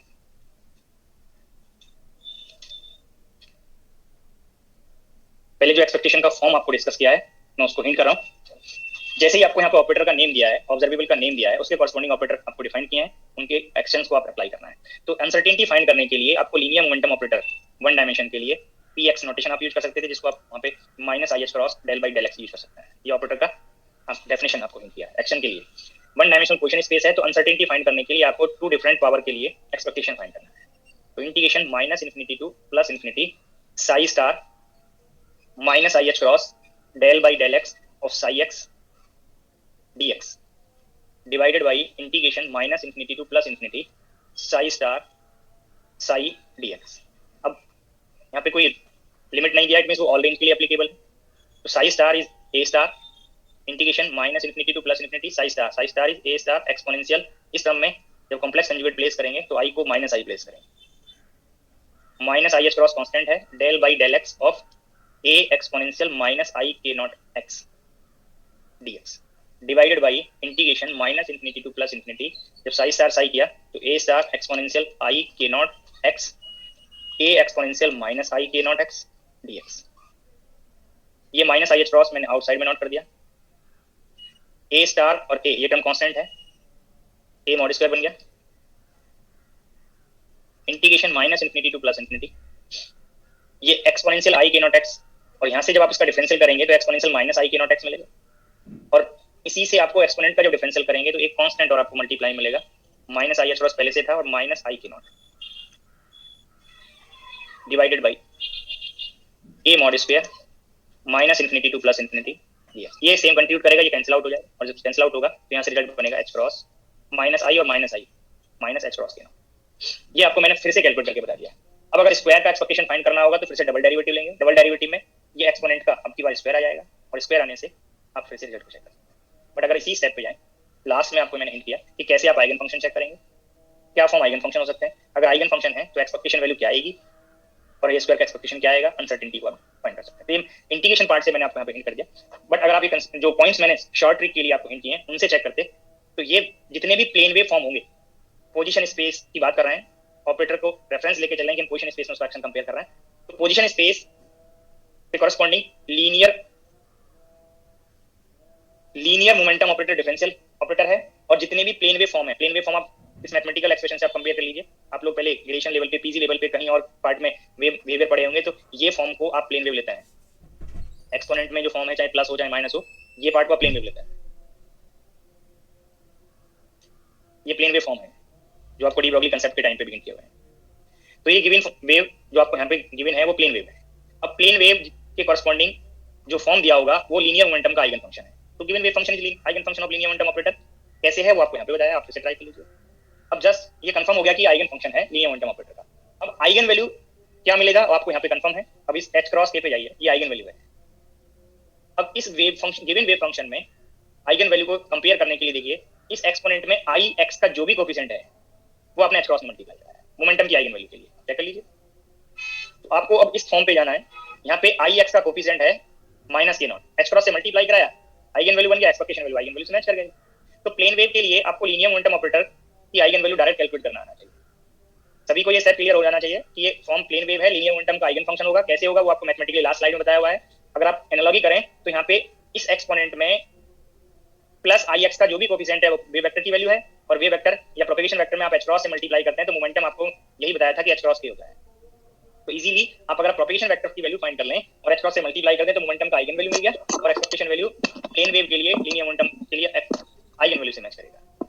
तो एक easy way में आप expectation of linear momentum यहाँ पे find कर सकते हैं।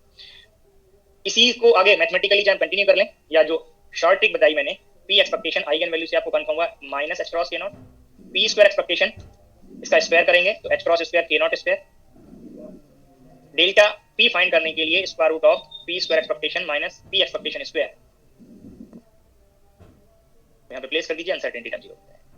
यही आपको मैंने इस प्रॉब्लम से जस्ट कंफर्म किया, जो पॉइंट आपको इस फर्स्ट पार्ट के लिए चेक करिए, ये आइगन वैल्यू से मैच किया, आइगन वैल्यू फिर a स्क्वायर आइगन वैल्यू के स्क्वायर से मैच किया, uncertainty term eigen function case में 0 आता है। तो मैंने आपको एक एग्जांपल लेके हिंट कर दिया। तो इजीली आप चेक कर सकते हैं कि क्या पार्ट आपको फाइंड करना है। सर हाँ जी, मोर देन वन ऑपरेटर के corresponding eigen value eigen function होना पॉसिबल है क्या? मोर देन वन ऑपरेटर के करस्पॉन्डिंग में आइगन फंक्शन होना पॉसिबल है क्या? जैसे ये अभी मोमेंटम का है तो क्या पॉसिबल? बिल्कुल हो सकता है। एक सेम वेव फंक्शन एक से ज्यादा ऑपरेटर का आइगन फंक्शन हो सकता है। आगे जैसे जैसे आप सिलेबस पढ़ते जाएंगे तो कम्यूटेटिंग ऑपरेटर का कांसेप्ट आएगा। Thank you. ठीक है, तो मोर देन वन ऑपरेटर का same wave function eigen function हो सकता है, बट ऑल ऑपरेटर्स के लिए होगा ये जरूरी नहीं है, मोर देन वन के लिए हो सकता है। जी सर। तो जस्ट जो मैंने पॉइंट नोट कराया उनको मैथमेटिकली कंफर्म करा दिया एक एग्जांपल लेके। मैंने आगे जब भी ये सेम कांसेप्ट यूज हो तो आप अप्लाई कर सकते हैं। ये जस्ट चेक करें कि गिवन वेव फंक्शन में अगर कहीं प्लेन वेव बिहेवियर आ रहा है तो प्लेन वेव के लिए आप मोमेंटम का एक्सपेक्टेशन वैल्यू डायरेक्ट नोट कर सकते हैं by comparing it's eigen value in terms of propagation vector h cross के। ए को कंपेयर कर सकते हैं डायरेक्ट फॉर्म से h क्रॉस मल्टीप्लाई करके एक्सपेक्टेशन फाइंड कर सकते हैं। तो आगे एक सेम मेथड आप अप्लाई करेंगे, शॉर्ट मेथड और लॉन्ग मेथड जो आपको मैंने बताया, वो आपकी चॉइस होगी जैसे आपको अप्लाई करना है। एक स्टेटमेंट और नोट करेंगे, ये जो मैं पॉइंट नोट करा रहा हूँ ये टाइम मैनेजमेंट के लिए एग्जाम के टाइम पे ऐसा होता है कि आपको एग्जैक्ट मेथड आता है जो थोड़ा लेंथी मेथड है, बट उससे प्रॉब्लम सॉल्व करते हैं तो आपके number of questions less number of questions attempt होते हैं तो आपका स्कोर कम हो सकता है। बट जो शॉर्ट ट्रिक है वो कंडीशनल होती है, वो कंडीशन कंफर्म हो कि यहाँ पे ही अप्लाई होना है, जो मैं कंडीशन साथ के साथ बताता जा रहा हूँ। शॉर्ट ट्रिक इजी है, बट जैसे ही इजीनेस की तरफ जाते हैं एक्यूरेसी के चांसेस कम हो जाते हैं, एरर के चांसेस बढ़ जाते हैं। शॉर्ट ट्रिक कंडीशनल है, उस पर्टिकुलर क्वेश्चन के लिए वो कंडीशन सेटिस्फाई होता है, वो शॉर्ट ट्रिक एप्लीकेबल है या नहीं वो आपको चेक करना है। ठीक है, कैसे चेक करना है वो जब प्रैक्टिस करेंगे, मैं सॉल्व क्वेश्चंस करा रहा हूँ तो आपको पता चल जाएगा। तो शॉर्ट ट्रिक से इजी वे में लेस टाइम में प्रॉब्लम सॉल्व होते हैं, जो टाइम मैनेजमेंट के लिए मोर स्कोर करने के लिए जरूरी है। हम यहाँ पे बैलेंस बना के चलेंगे, ऑल क्वेश्चंस शॉर्ट ट्रिक से नहीं होते, बट ऑल क्वेश्चंस को हम एग्जैक्ट मेथड पे जाएंगे तो हमारा स्कोर कम होगा। तो हमें ऐसा आपको मेथड अप्लाई करना है जिससे आपकी एक्यूरेसी भी मेंटेन हो और स्कोर भी मोर हो। तो इसके लिए आपको शॉर्ट ट्रिक और एग्जैक्ट मेथड में बैलेंस करके चलना पड़ेगा। The expectation value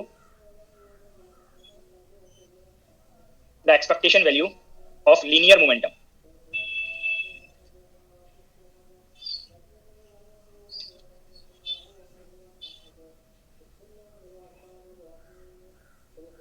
the expectation value of linear momentum operator in a wave function that represents bound state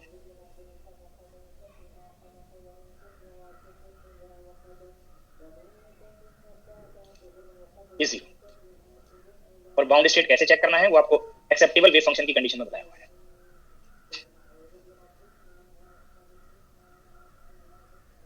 for the wave function suppose Sai x आपको लाइक दिस डिफाइन किया है A F x, ए कोई constant है और उसका variable part f x है।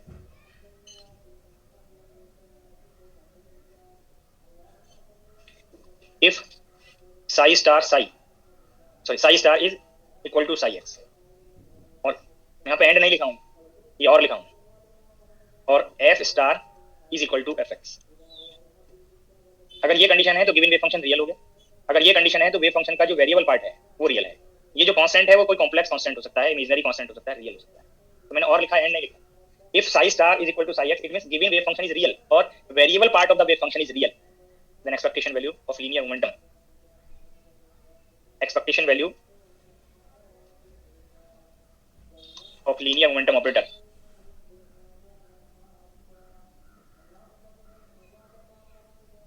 in psi x is 0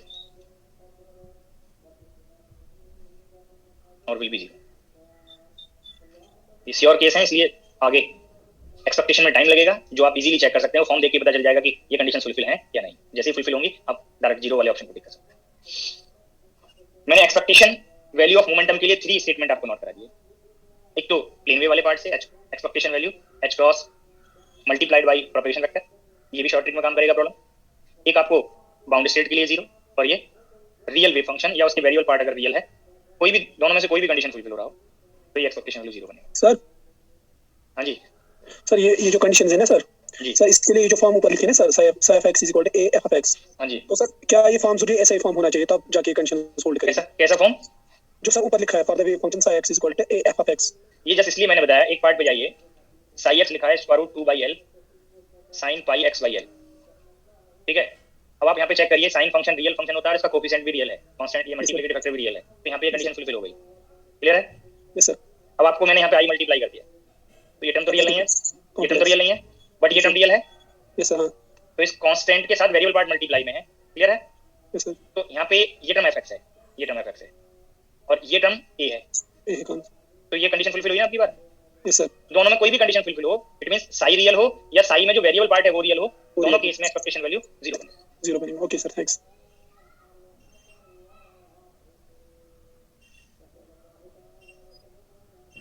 तो ये आपको जो लीनियर मोमेंटम ऑपरेटर के लिए मैंने रेफरेंस दिया है यहाँ पे 3 स्टेटमेंट में, तो लीनियर मोमेंटम के लिए ही शॉर्ट ट्रिक एप्लीकेबल होगा, तभी आप पोजीशन ऑपरेटर के लिए अप्लाई करने लगेगा।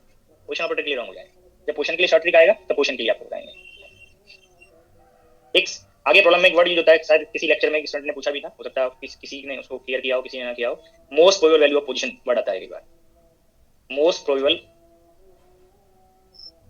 वैल्यू ऑफ पोजीशन, ये स्टेटमेंट भी आप नोट कर लेंगे तो आगे प्रॉब्लम में अप्लाई कर सकते हैं। वो जैसे ही आपको यहाँ पे वर्ड है most probable, probable means probability के लिए, मोस्ट मींस मैक्सिमम, तो most probable value of position find करने के लिए the value of position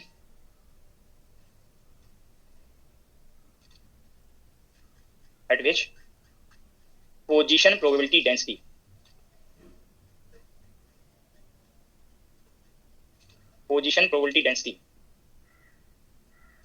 is maximum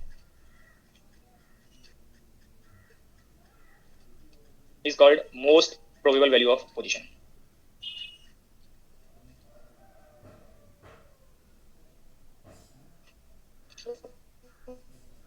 Suppose that value को मैंने x0 से रिप्रेजेंट कर दिया, तो आपको एक मैथमेटिकल स्टेप पता चल गया। अगर वेव फंक्शन दिया है साई एक्स, तो पोजीशन प्रोबेबिलिटी डेंसिटी जो आपको फिजिकल सिग्निफिकेंस के टाइम पे हिंट किया हुआ है, position probability density is mod square of wave function. इसको समटाइम प्रोबेबिलिटी फंक्शन भी बोलते हैं। तो d/dx करेंगे साई मॉड स्क्वायर का। जब प्रोबेबिलिटी फंक्शन दिया होगा तो मॉड स्क्वायर की जरूरत नहीं है। अगर वेव फंक्शन दिया है तो प्रोबेबिलिटी डेंसिटी वेव फंक्शन का मॉड स्क्वायर होता है।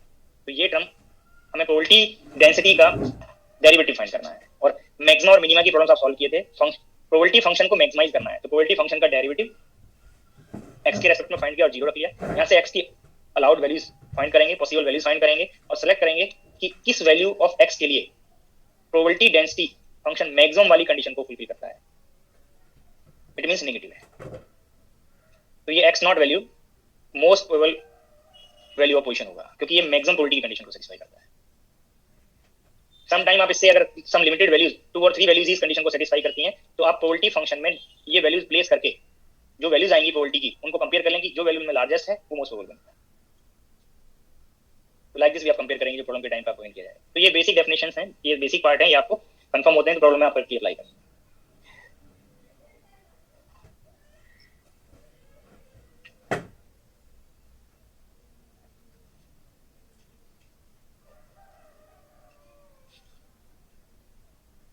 particle of mass m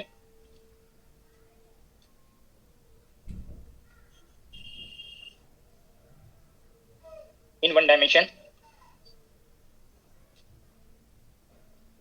is represented by the wave function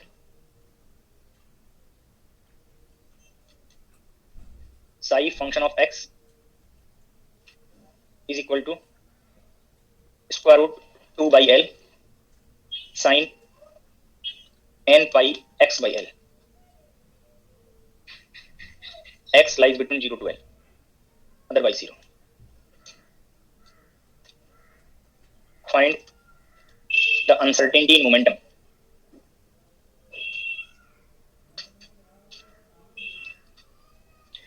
one dimension में मोमेंटम और लीनियर मोमेंटम कोई भी वर्ड आप यूज कर सकते हैं, बट मल्टी डायमेंशन में मोमेंटम से आपको ये आइडिया नहीं होगा कि लीनियर मोमेंटम होगा, हो सकता है वो एंगुलर मोमेंटम हो, बट समटाइम जब आप वन डायमेंशन पढ़ेंगे तो लीनियर मोमेंटम ना वर्ड होगा, मोमेंटम भी होता है, दैट मींस वो लीनियर मोमेंटम है।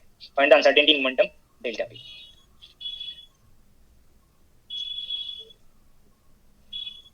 ट्राई करेंगे।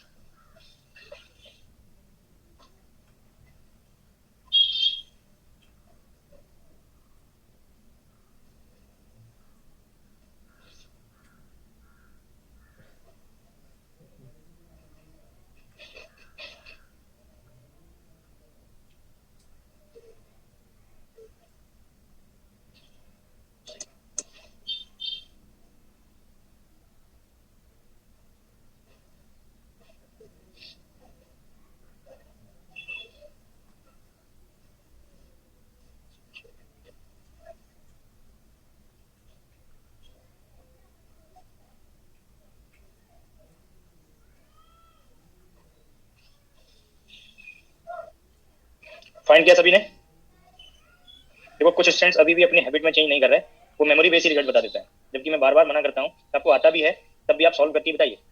आपके पास जो भी आपका आंसर है उसका एक्सप्लेनेशन होना चाहिए। अगर आप ऐसा जैसे मेमोरी बेस्ड बताते जाएंगे तो मेमोरी में कितना फीड करेंगे? एग्जाम से पहले जरूरी नहीं कि आपने जो रिजल्ट मेमोराइज कर लिए वो उसी से रिलेटेड एग्जाम में रिजल्ट पूछे जा रहे हो। ये हैबिट को चेंज करिए। आप सम पॉइंट्स पे जरूर एक बार ट्राई करके तब आप अपने रिजल्ट्स को आगे बताइए। कई बार मैं स्टेटमेंट नोट करता हूँ, स्टूडेंट अपना रिप्लाई नोट कर देते हैं। अब जरूरी नहीं कि वो बाई चांस कभी करेक्ट हो भी सकता है और नहीं भी।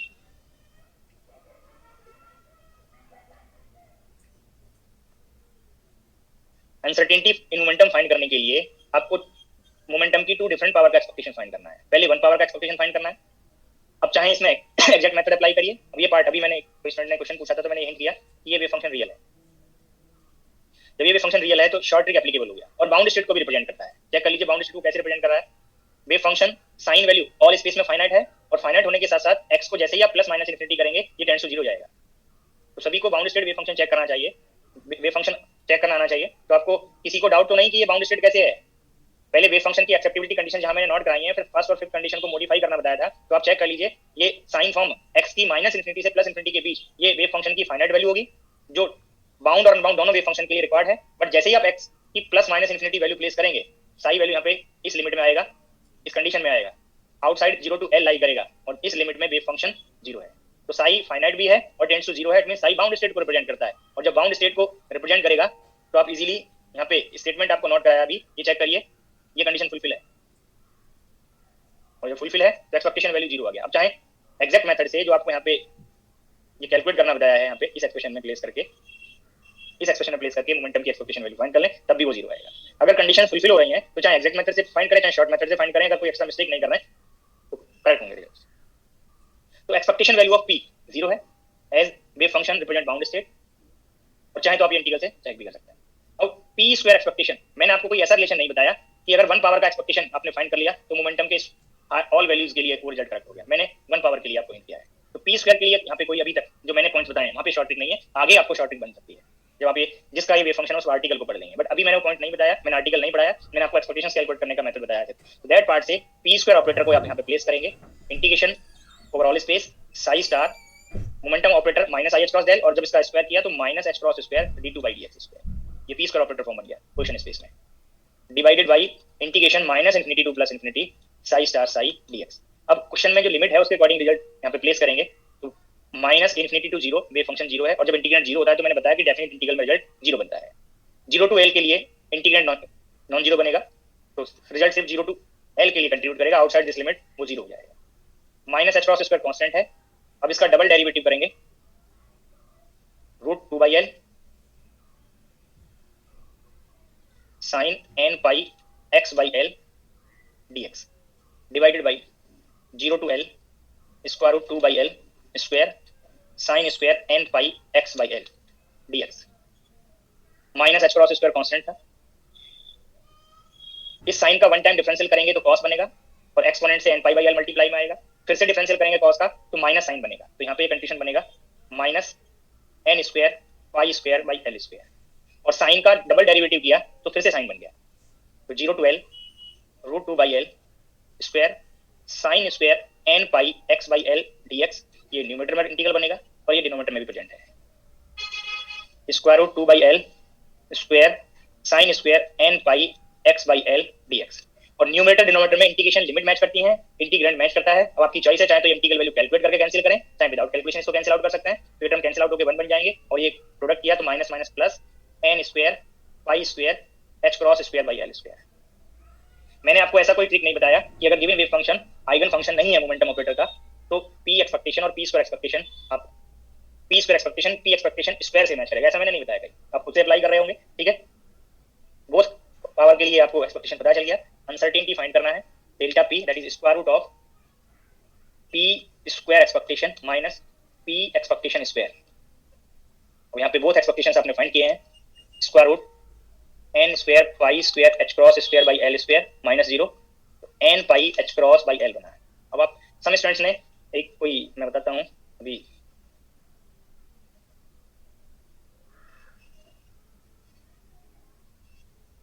कोई शायद अभिषेक थे, अभिषेक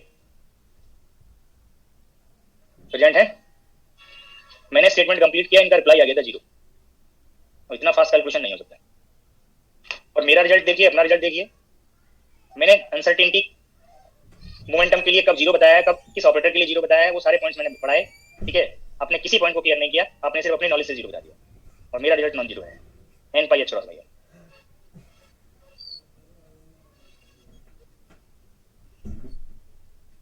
तो कैसे कैलकुलेट करना है, कब शॉर्ट ट्रिक एप्लीकेबल है, कब एप्लीकेबल नहीं है। यहाँ पे सिर्फ short trick expectation value of P के लिए तो एप्लीकेबल है, डेल्टा पी के लिए एप्लीकेबल क्यों नहीं है, क्योंकि ये जो साइन फॉर्म है लीनियर मोमेंटम ऑपरेटर का आइगन फंक्शन नहीं है।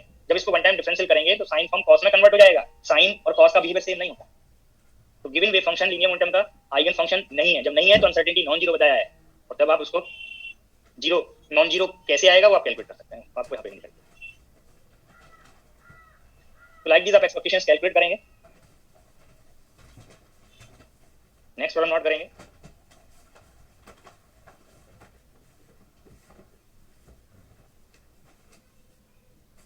Find the uncertainty product,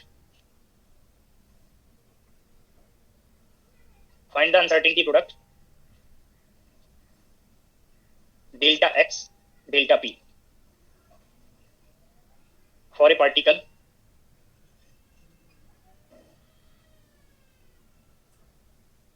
represented by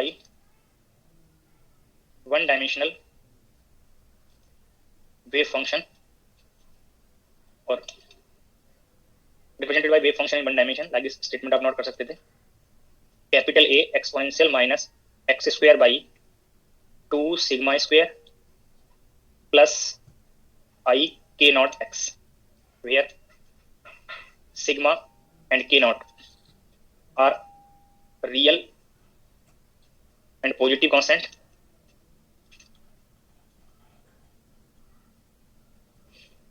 and capital A is any constant.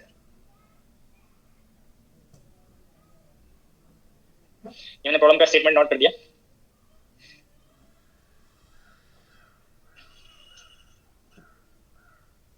भी एक स्लाइड पे आपको अनसर्टेनिटी का मैंने हिंट किया है, ये जो यहाँ पे आपको ये पार्ट आपको हिंट किए थे, ये 2 डिफरेंट केसेस मैंने बताए हैं, बट अगर कोई आर्बिट्रेरी केस हो, जनरलाइज केस हो, तो दोनों पार्ट आ सकते हैं, ठीक है। ये दोनों कंबाइंड हो गए, अगर इसको दोनों स्टेटमेंट्स को आगे एक साथ नोट करना होता है तो जनरली जो डेल्टा ए है वो ग्रेटर देन और इक्वल टू 0 बनेगा। अगर आपको ये आइडिया नहीं है कि आइगन फंक्शन है या नहीं, तो जनरली ये केस होता है, जो सेपरेटली कब 0 बनेगा कब नॉन 0 बनेगा, ये आपको यहाँ पे बताया हुआ है। तो ये भी आप नोट कर लें कि जो डेल्टा ए और डेल्टा ए स्क्वायर है, ये टर्म अगर नॉन 0 है तो ये रियल होंगे और पॉजिटिव होंगे, तो ये भी आप यहाँ पे नोट कर लेंगे अपने नोटबुक में, आगे कहीं बेनिफिशियल होगा ये पॉइंट भी।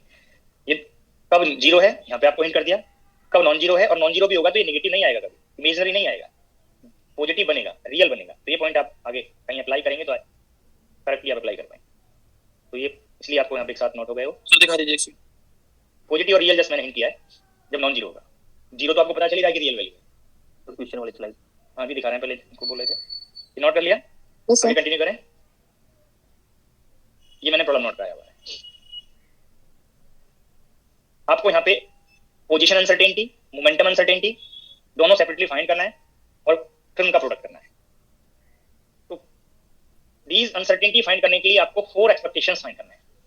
Expectation of x, expectation of x square, expectation of p and expectation of p square. तो 2 एक्सपेक्टेशंस आपको फाइंड करना है। बहुत जल्दी से expectation value of x and expectation value of p, ये 1 power of 2 operators, position and momentum operator, ये आप ट्राई करें।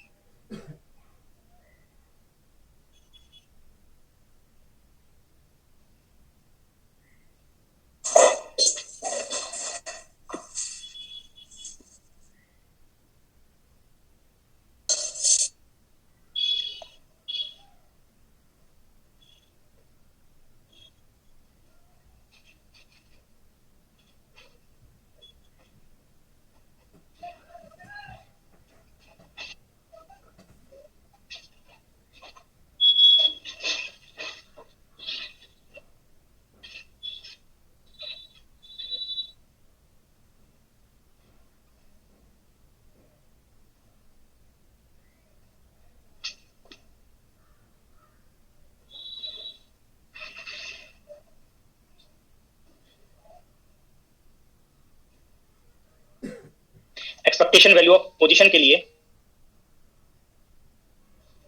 Integration over minus infinity to plus infinity psi star psi into x, ये पार्ट आपको पोजीशन स्पेस में position operator के लिए hint किया हुआ है, divided by integration minus infinity to plus infinity psi mod square dx. ये सब आपको बताया पोजीशन स्पेस में पोजीशन ऑपरेटर के लिए। अब साई स्टार साई आप इजीली यहां से फाइंड कर सकते हैं, A mod square exponential minus x square by sigma square minus infinity to plus infinity X dx divided by A mod square minus infinity to plus infinity exponential minus x square by sigma square dx. जैसे ही आपको ये integral part confirm हुआ, wave function given wave function के लिए step follow किया, तो ये स्टेप आपको कंफर्म हुआ। मैं आपको पहले भी हिंट किया, फिर से हिंट कर रहा हूं, जब भी लिमिट इक्वल अपोजिट हो तो पहले ट्राई करने से पहले आप चेक कर लीजिए कि इंटीग्रेंड इवन और ऑड तो नहीं है। अब ये इंटीग्रेंड को बताइए, लिमिट इक्वल अपोजिट है, ये स्टेटमेंट को क्लियरली सुने। मैंने ये नहीं कहा कि ऑल टाइम पहले ये चेक कर लें कि इंटीग्रेंड इवन है ऑड है, आपको सिर्फ बेनिफिशियल तभी होगा जब लिमिट इक्वल अपोजिट आ रहा होगा। तो लिमिट इक्वल अपोजिट है तब आप चेक करें कि इंटीग्रेंड ऑड है। लिमिट इक्वल अपोजिट है, इंटीग्रेंड चेक करें इवन है या ऑड है, तो ये सभी को कंफर्म हुआ कि इंटीग्रेंड ऑड है, तो डाउट तो नहीं। तो इंटीग्रेंड ऑड है, लिमिट इक्वल अपोजिट है, ये आपको 0 बताया होगा। 0 होने का रीजन भी पता होना चाहिए, अगर इवन होता तो 2 टाइम्स होने का रीजन पता होना चाहिए, जो पहले आपको मैथमेटिकल इंटीग्रेशन लास्ट लेक्चर में हिंट किए हैं। 0 होने का रीजन क्या है कि जो अगर कोई इंटीग्रेंड fx हम ले रहे थे, अगर वो ऑड है तो जितना कंडीशन 0 टू इन्फिनिटी के लिए, 0 टू इन्फिनिटी लिमिट के लिए मिलेगा, 0 टू माइनस इन्फिनिटी के लिए जो कंडीशन है उसका इक्वल और अपोजिट कंडीशन मिलेगा। और जब इंटीग्रल का मतलब सम कर रहे हैं, जब सम कर रहे हैं तो इक्वल और अपोजिट वैल्यू को सम करते हैं तो 0 बन जाता है ऑड के लिए। बट अगर कोई इंटीग्रेंड इवन है तो जो कंडीशन 0 टू इन्फिनिटी के लिए मिलेगा, same contribution minus infinity to 0 के लिए मिलेगा। और जब इक्वल वैल्यूज को ऐड करते हैं तो जो 1 वैल्यू है तो उसका ट्वाइस हो जाता है। वही पार्ट आपको मैंने बताया कि अगर fx इवन है तो 2 टाइम्स 0 टू पॉजिटिव लिमिट के लिए रिजल्ट आप नोट कर देंगे, अगर fx ऑड है तो उसको 0 कर देंगे।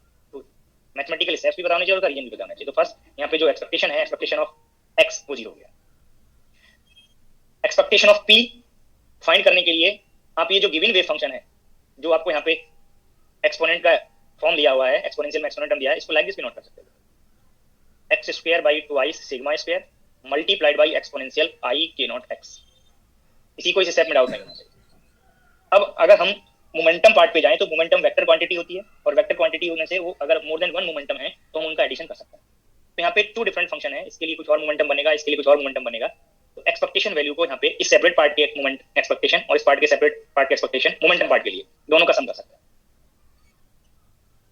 इसको लाइक दिस नोट कर सकते थे इजी वे में। बाकी आप ऐसे अप्लाई करके रिजल्ट फाइंड कर सकते हैं। ये पार्ट से भी आप फाइंड कर सकते थे कि फंक्शन में आपको 2 डिफरेंट फंक्शन का प्रोडक्ट था, तो इंडिविजुअल के लिए आपने सेपरेटली मोमेंटम एक्सपेक्टेशन फाइंड कर लिया और उसको ऐड कर लिया, अगर शॉर्ट वे में आपको फाइंड करना होता। बट अगर ऐसे आप अप्लाई करें, minus infinity to plus infinity minus I H cross constant होता है जो मोमेंटम की डेफिनेशन में है, psi star d by D x of psi x d x divided by minus infinity to plus infinity psi star psi d x. Minus I H cross minus infinity to plus infinity a star exponential minus x square by 2 sigma square minus आई के naught x. 1 minute थोड़ा patience रखेंगे, मैं इसको momentum expectation तक complete कर दूं। फिर d by D x of A exponential minus x square by 2 sigma square plus आई के नॉट एक्स, ये पार्ट का डिफरेंशियल करेंगे dx divided by minus infinity to plus infinity a mod square exponential minus x square by sigma square dx।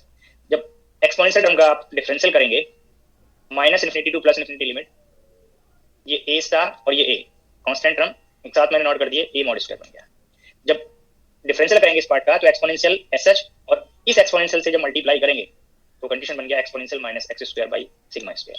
अब exponent का differential करेंगे तो first term exponent में है x square by 2 sigma square, this term contribute minus x by sigma square और second term आई के not dx। Denominator term same रहेगा। ये एसएच में आपको मैथमेटिकल स्टेप्स डिस्कस कर रहा हूं, अगर ट्रिक अप्लाई करते तो इजी वे में आपको आंसर पता चल जाता। अब यहाँ पे न्यूमरेटर पार्ट में टू डिफरेंट इंटीग्रेशन का सम है। फर्स्ट इंटीग्रेंड चेक करिए, लिमिट इक्वल अपोजिट है, ये इंटीग्रेंड ऑड बन जाएगा, इसका कंडीशन 0 हो गया। और जो सेकंड इंटीग्रेंड बनेगा ये माइनस आई एच क्रॉस और ये आई के नॉट मल्टीप्लाई हो गया एच क्रॉस के not, integration minus infinity to plus infinity A mod square exponential minus x square by sigma square dx divided by integration minus infinity to plus infinity A mod square exponential minus x square by sigma square dx। अब इस numerator और denominator में same integral है, इसको चाहे calculate करें चाहे before calculation या रेशियो को वन कर सकते हैं। तो आपको ये कंफर्म हो गया कि एच क्रॉस के नॉट आया। इट मींस यहाँ पे सिर्फ आपको इस वेव फंक्शन में जो टू वेव फंक्शन का प्रोडक्ट था सिर्फ इस सेकंड फंक्शन का कंडीशन मिला जो आप डायरेक्ट कैलकुलेट कर सकते थे। मैंने हिंट भी किया, अगर प्लेन वेव बिहेवियर है तो प्लेन वेव में आई एक्स का कोएफिशिएंट प्रोपगेशन वेक्टर के नॉट होता है और वो एच क्रॉस से मल्टीप्लाई किया तो एच क्रॉस के नॉट आपको रिजल्ट बना। ये टर्म रियल था, ये ओनली ये सम और इसका कंडीशन 0 बन जाएगा, तो इसलिए दोनों को ऐड किया 0 और एच क्रॉस के नॉट तो एच क्रॉस के नॉट बना। बट मैंने आपको ऑल मैथमेटिकल से सोल्व करके ये पी एक्सपेक्टेशन डिस्कस कर दिया। आप नेक्स्ट लेक्चर में ये कैलकुलेट करके लाएंगे एक्स स्क्वायर एक्सपेक्टेशन और p square expectation, uncertainty product आपको पता है। बाकी अब किसी को डाउट पूछना है तो पूछ सकते हैं। अभी प्रॉब्लम कंप्लीट नहीं हुआ, ओनली 4 ऑपरेटर्स में 2 ऑपरेटर्स के एक्सपेक्टेशंस डिस्कस। सर आपने जो अभी एक एक्सपेक्टेशन वैल्यू बताई थी, जब ए की एक्सपेक्टेशन वैल्यू ए ऑपरेटर की एक्सपेक्टेशन वैल्यू ए आ रही थी और ए स्क्वायर की आपने ए स्क्वायर कर दिया था, तो सर वो हर बार नहीं करेंगे तो मतलब कंडीशनल रिजल्ट है, कंडीशनल रिजल्ट है वो। आप स्टेटमेंट को एक बार चेक करिए तो सर वो कहां अप्लाई कर सकते हैं एक बार? वो लिखा है ना कंडीशन को, तो चेक पढ़ो तो एक बार क्या लिखा है। सर एक मिनट, सॉरी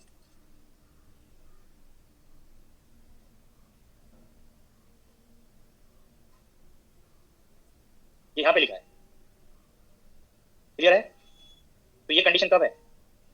तो जब ए इसकी आइगन वैल्यू होगी सिर्फ तब। साई जब आइगन फंक्शन होगा ए का, नॉट ए स्क्वायर। ये स्टेटमेंट सर हमें हर बार आइगन फंक्शन ही चेक करना, अगर आइगन फंक्शन मतलब इसका जो ये भी वैल्यू यहाँ पे मैच करेगा इस केस में, बट यहाँ पे मैच नहीं करता। मैंने मेंशन भी किया, तो हमेशा तो नहीं करता मैच। अगर ऑल टाइम मैच करता तो मैं इसको कंडीशनल रिजल्ट बताता ही नहीं। ठीक है सर। जनरली किसी ऑपरेटर की हायर पावर का एक्सपेक्टेशन ऑपरेटर की 1 पावर के एक्सपेक्टेशन की पावर से मैच नहीं करता है। कब मैच करेगा? जिस स्टेट में हम कैलकुलेट कर रहे हैं, जिस वेव फंक्शन के लिए कैलकुलेट कर रहे हैं, अगर वो वेव फंक्शन ऑपरेटर का आइगन फंक्शन हो। क्लियर हो गया? यस सर क्लियर तो हो गया, बस क्वेश्चंस में कैसे अप्लाई करेंगे सर, बस वो थोड़ा क्लियर नहीं हो रहा। क्वेश्चंस में हमें देख के कैसे पता चलेगा कि अगर ये इसकी वैल्यू डिफरेंशियल ऑपरेटर है तो कोई डाउट नहीं होना चाहिए था। यहाँ पे आपको मैथमेटिकली चेक करा दिया कि ये form differential operator 1 time differential करते हैं, 2 टाइम करते हैं, 3 टाइम करते हैं, मैच करता है। Yes sir. तो आप आगे आइए, यहाँ पे आइए। साइन फॉर्म ये डी बाई डी एक्स के लिए मैच नहीं करता है, अनसर्टेनिटी नॉन जीरो आया क्योंकि दोनों पावर के एक्सपेक्टेशन डिफरेंट है। ये पार्ट भी मैच नहीं कर रहा है। जब इसका डिफरेंशियल करेंगे तो क्या फॉर्म मैच किया इनिशियल से? नहीं मैच किया, तो इसके साथ एक्स का फंक्शन मल्टीप्लाई हो रहा है कुछ। Yes sir. ओके तो सर, देखते ही पता चल जाएगा। Thank you sir. सर हाँ जी, टी स्क्वायर ऑपरेटर था, ये तो आइगन फंक्शन था, इसका आइगन फंक्शन मतलब पीछे वाला किस्म का। हाँ जी, तो उसमें वो डायरेक्ट वो आइगन, इसकी जो आइगन वैल्यू होती है वो आ जाएगी एक्सपेक्टेशन में। हाँ जी। तो अगर आइगन वैल्यू फाइंड कर सकते हैं तो पी स्क्वायर एक्सपेक्टेशन की उसकी आइगन वैल्यू प्लेस कर दीजिए। जब डबल डेरिवेटिव लेंगे साइन का तो उसका आइगन वैल्यू आप चेक कर सकते हैं, pi n square pi square by l square into h cross square आ रहा होगा आइगन वैल्यू। ठीक है, तो रिप्लेस कर सकते हैं। मैंने उसको कैलकुलेट करके बता दिया। जो शॉर्ट ट्रिक्स हैं अगर वो कंडीशन फुलफिल हो गई है तो ऑलवेज एप्लीकेबल होंगी उन कंडीशन में। ठीक, बट पी के लिए नहीं है वो जो आपने पूछा जिस फंक्शन के लिए, वो फंक्शन पी का आइगन फंक्शन नहीं है, तो मैं कैलकुलेट करना पड़ा या 0 मैंने कैलकुलेट करा दिया आपको शॉर्ट अनदर ट्रिक अप्लाई करके। एक्सपेक्टेशन वैल्यू आइगन वैल्यू से मैच कर रहा है तो किस ऑपरेटर के लिए कर रहा है, एक्सपेक्ट वो किस ऑपरेटर का आइगन फंक्शन है, वो आपको मैंने कंडीशंस बताई हैं, वो क्वेश्चंस में अप्लाई करते जाएं। वहां पे चेक करने में मिस्टेक नहीं करें। सर इसमें x की वैल्यू पुट करनी पड़ेगी ना, तब मिलेगी ना सर मोस्ट प्रोबेबल में? किसके लिए? ये हमने सर सिंगल टाइम डेरिवेशन किया, x हाँ की जी। वैल्यू फाइंड करी, फिर डबल टाइम करके वेरीफाई कर लिया। तो यहाँ से एक से ज्यादा वैल्यू x की सेटिस्फाई कर सकती है इस कंडीशन को। तो हाँ, उनमें सेलेक्ट करना पड़ेगा किसके लिए सेकंड ऑर्डर डेरिवेटिव नेगेटिव आता है, जिसके लिए Yes, sir, नेगेटिव तो आएगा वो उसको वैल्यू है। तो जो सर हमें x की वैल्यू मिलेगी उसको पुट करना पड़ेगा ना सर वेव फंक्शन में। किसमें पुट करेंगे? डबल डेरिवेटिव में कुछ double derivative of Sai mod square, not in wave function. Sir किसी एग्जांपल से समझो किसको? इसी को सर। अभी आगे क्वेश्चंस कराएंगे तो एग्जांपल अपना मिल जाएंगे। Okay, thank you sir. Sir आपने जो ये वाला जो बताया ना ट्रिक, जो मोमेंटम ऑपरेटर जो दोनों केस फॉलो करेंगे, अगर जो बाउंड स्टेट रहेंगे और रियल फंक्शन रहेंगे तभी वो मोमेंटम उसका एक्सपेक्टेशन जो है वो जीरो आएगा। हाँ वो क्या वेलोसिटी ऑपरेटर के लिए भी सही होगा? बिल्कुल होगा। वो मोमेंटम और वेलोसिटी में सिर्फ कांस्टेंट वैल्यू मास का डिफरेंस है ना, और फिर एनर्जी के लिए? एनर्जी के लिए नहीं होगा। ओके। वेलोसिटी के लिए जीरो होने का मतलब क्या है, मोमेंटम के लिए जीरो होने का मतलब क्या है कि पार्टिकल बाउंड केस में अगर वन डायमेंशन की हम बात करें तो जिस मोमेंटम से पॉजिटिव डायरेक्शन में जाएगा उसके अपोजिट वैल्यू से इक्वल अपोजिट वैल्यू से नेगेटिव डायरेक्शन में जाएगा, और दीज वैल्यूज को ऐड करेंगे तो वेक्टर क्वांटिटी होने से रिजल्ट क्या बन गया? जीरो। बट एनर्जी स्केलर है, ठीक है। हो सकता है दोनों पार्ट के लिए वो प्लस प्लस आए, दोनों पार्ट के लिए माइनस माइनस आए, उनको ऐड करेंगे तो जरूर नहीं वो जीरो बन। हाँ सर, एक और पूछना था, मतलब ये दोनों कंडीशन फॉलो करना पड़ेगा क्या? कौन सा? ये बाउंड स्टेट भी होना पड़ेगा और रियल फंक्शन भी होना पड़ेगा? मैंने वहां पे और नहीं लिखा है, देखिए स्टार बनाया है, इट मींस वो सेपरेटली एप्लीकेबल है। बट जैसे ही फंक्शन बाउंड स्टेट होगा हो सकता है कि वहां पे वेरिएबल पार्ट रियल बन जाए। अच्छा, ठीक है, दोनों मैच कर सकते हैं, बट कोई भी एक सेटिस्फाई होगा उसके लिए करेक्ट है। मैंने दोनों स्टेटमेंट एक साथ देखिए ये कंप्लीट कर दिए हैं ना, ये स्टेटमेंट भी कंप्लीट है हाँ और नेक्स्ट वाला भी कंप्लीट है। कंप्लीट है। Okay okay. और तो बाउंड कैसे पता चलेगा, मतलब वो लिमिट रहेगा उससे पता चलेगा क्या? लास्ट लेक्चर में बाउंड स्टेट की कंडीशन बताया है मैंने, bound unbound localise non localise scattering और पार्टिकल स्टेट। ठीक है सर, ठीक है ठीक है। Hello sir. हाँ जी सर एक्सपेक्टेशन वैल्यू के लिए जो आपने एक्सप्लेनेशन किया था वो री-एक्सप्लेन करेंगे सर? कल भी शायद कोई, जैसे मैंने एग्जांपल लिया था, आप जिस रूम में पढ़ रहे हैं, ठीक है, आपका बाहर से कोई फ्रेंड आया, उसको बता दिया कि मैं घर पे हूँ, इतने बजे से इतने बजे तक लेक्चर अटेंड करता हूँ मैं ऑनलाइन। तो आपका फ्रेंड आपके दरवाजे पे आके क्या एक्सपेक्ट करेगा या अपने घर पे होकर क्या एक्सपेक्ट करेगा? कि मैं घर पे हूँ। घर पे हूँ, ठीक है, यस सर। क्लियर हुआ? तो आपके घर पे अंदर आ गया हो, आपके घर पे सपोज 5 रूम्स हैं, यस सर। पहले जिस रूम में गया, ठीक है, उसमें नहीं मिले, दूसरे में गया नहीं मिले, तीसरे में हो सकता है मिल जाए, ठीक है। तो उसने 5 रूम में चेक कर लिया, उन 5 वैल्यूज का एवरेज निकाला, 5 वैल्यूज का पोजीशन में, ठीक है। तो आप जो पहले ऑब्जर्व कर रहा था उससे वो मैच करेगा लार्ज नंबर ऑफ डेटा के कॉरस्पॉन्डिंग, इसलिए उसको एवरेज वैल्यू से एक्सपेक्टेशन, एवरेज और मीन वैल्यू रिलेट करती है। वर्ड इसलिए आएगा कि वो पहले से एक्सपेक्ट कर रहा है कि आप यहाँ पे हो। Okay sir. जब large number of times experiment करते हैं, ठीक है, जैसे मान के आप घर में आप तो बैठे थे एक जगह, यस सर। यहाँ पे हो सकता है कि आपको लगे कि मेरी पोजीशन तो एवरेज से मैच नहीं कर रही थी, जो एक्सपेक्ट कर रहा था वो तो एक्सपेक्ट कर रहा था कि फर्स्ट रूम में होने चाहिए, अब मिले हम थर्ड रूम में। बट जब आप मोशन करोगे तो एक जगह तो नहीं रहोगे। Yes sir. जब large number of time experiment होता जाएगा तो ऑन एन एवरेज आप अपने घर के सेंटर में कहीं लाई कर जाओगे, ये मान लीजिए, जो पहले से वो एक्सपेक्ट कर रहा था, ठीक है। तो थोड़ा रिलेट करते जाएंगे तो ये बहुत बहुत ईजी हो जाता है फिजिक्स को, नहीं तो टोटली मैथमेटिक्स है वो। Okay sir. Hello sir. हाँ जी सर, वो पहला क्वेश्चन जो सर सॉल्व कराया था आपने, एक बार दिखा दीजिए। स्लाइड नंबर बता दीजिए, पहला question. First sir, first slide. जी सर।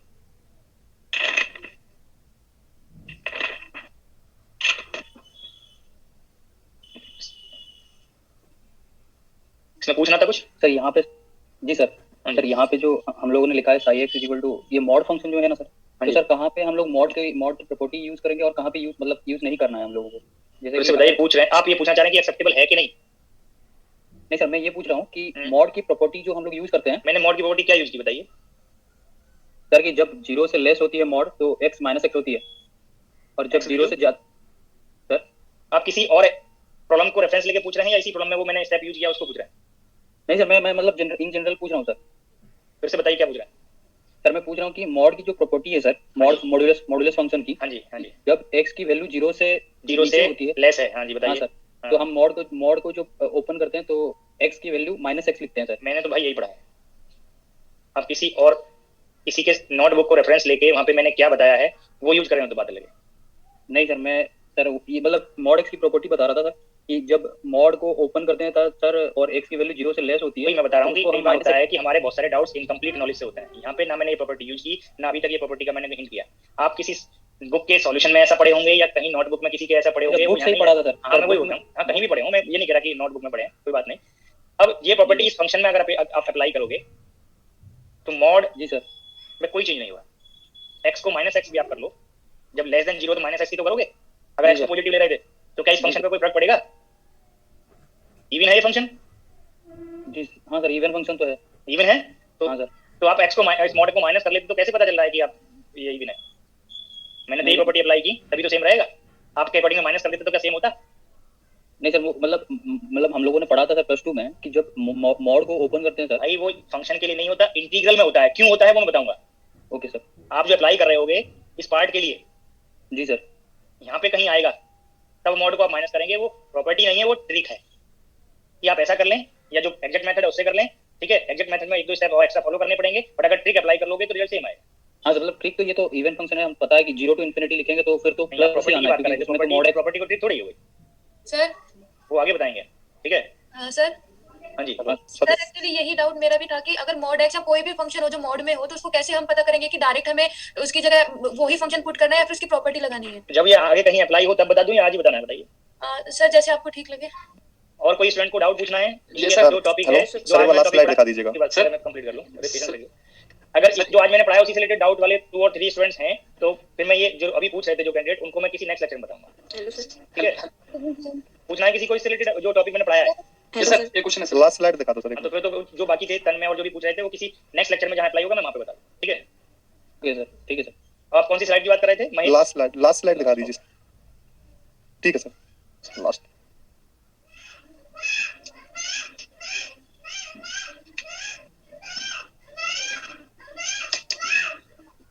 Hello sir. हो गया सर, ठीक है सर, थैंक यू सर।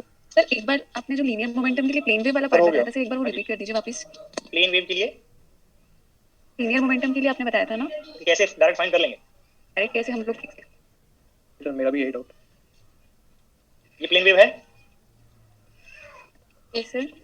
अब आप यहाँ पे बताइए एक्सपोनेंट में आई एक्स का कोफिशिएंट कितना है? 5 ऑफ आया था। हाँ जी, 5 ऑफ ये 5 ऑफ k0 क्लियर है। तो जी सर। मोमेंटम की जो आइगन वैल्यू होगी वो h क्रॉस में वेव वेक्टर की वैल्यू मल्टीप्लाई करते हैं, ये पढ़ा था। Yes sir. तो आप इसको इससे कंपेयर कर रहे हैं ना, तो यहाँ से k कैलकुलेट हो गया और k वैल्यू यहाँ पे 5k0। सर अगर इसी वेव फंक्शन में हमारे पास में अगर जैसे पिछले वाली प्रॉब्लम में तो रियल पार्ट था तो हमने डायरेक्ट कैलकुलेट, सर आपने बताया था ना p1 + p2 करके हम तो लोग आइगन वैल्यू के लिए नहीं है, वो एक्सपेक्टेशन के लिए है। Okay sir. लास्ट में एक्सपेक्टेशन पूछा था। अब अगर ये वेव फंक्शन अब आपको कंफर्म है कि मोमेंटम का आइगन फंक्शन है तो मैंने पहले आइगन वैल्यू बताया और इस केस में मोमेंटम की एक्सपेक्टेशन वैल्यू आइगन वैल्यू से मैच करती है, तो यहाँ पे ये वैल्यू मैच है। क्लियर हो गया।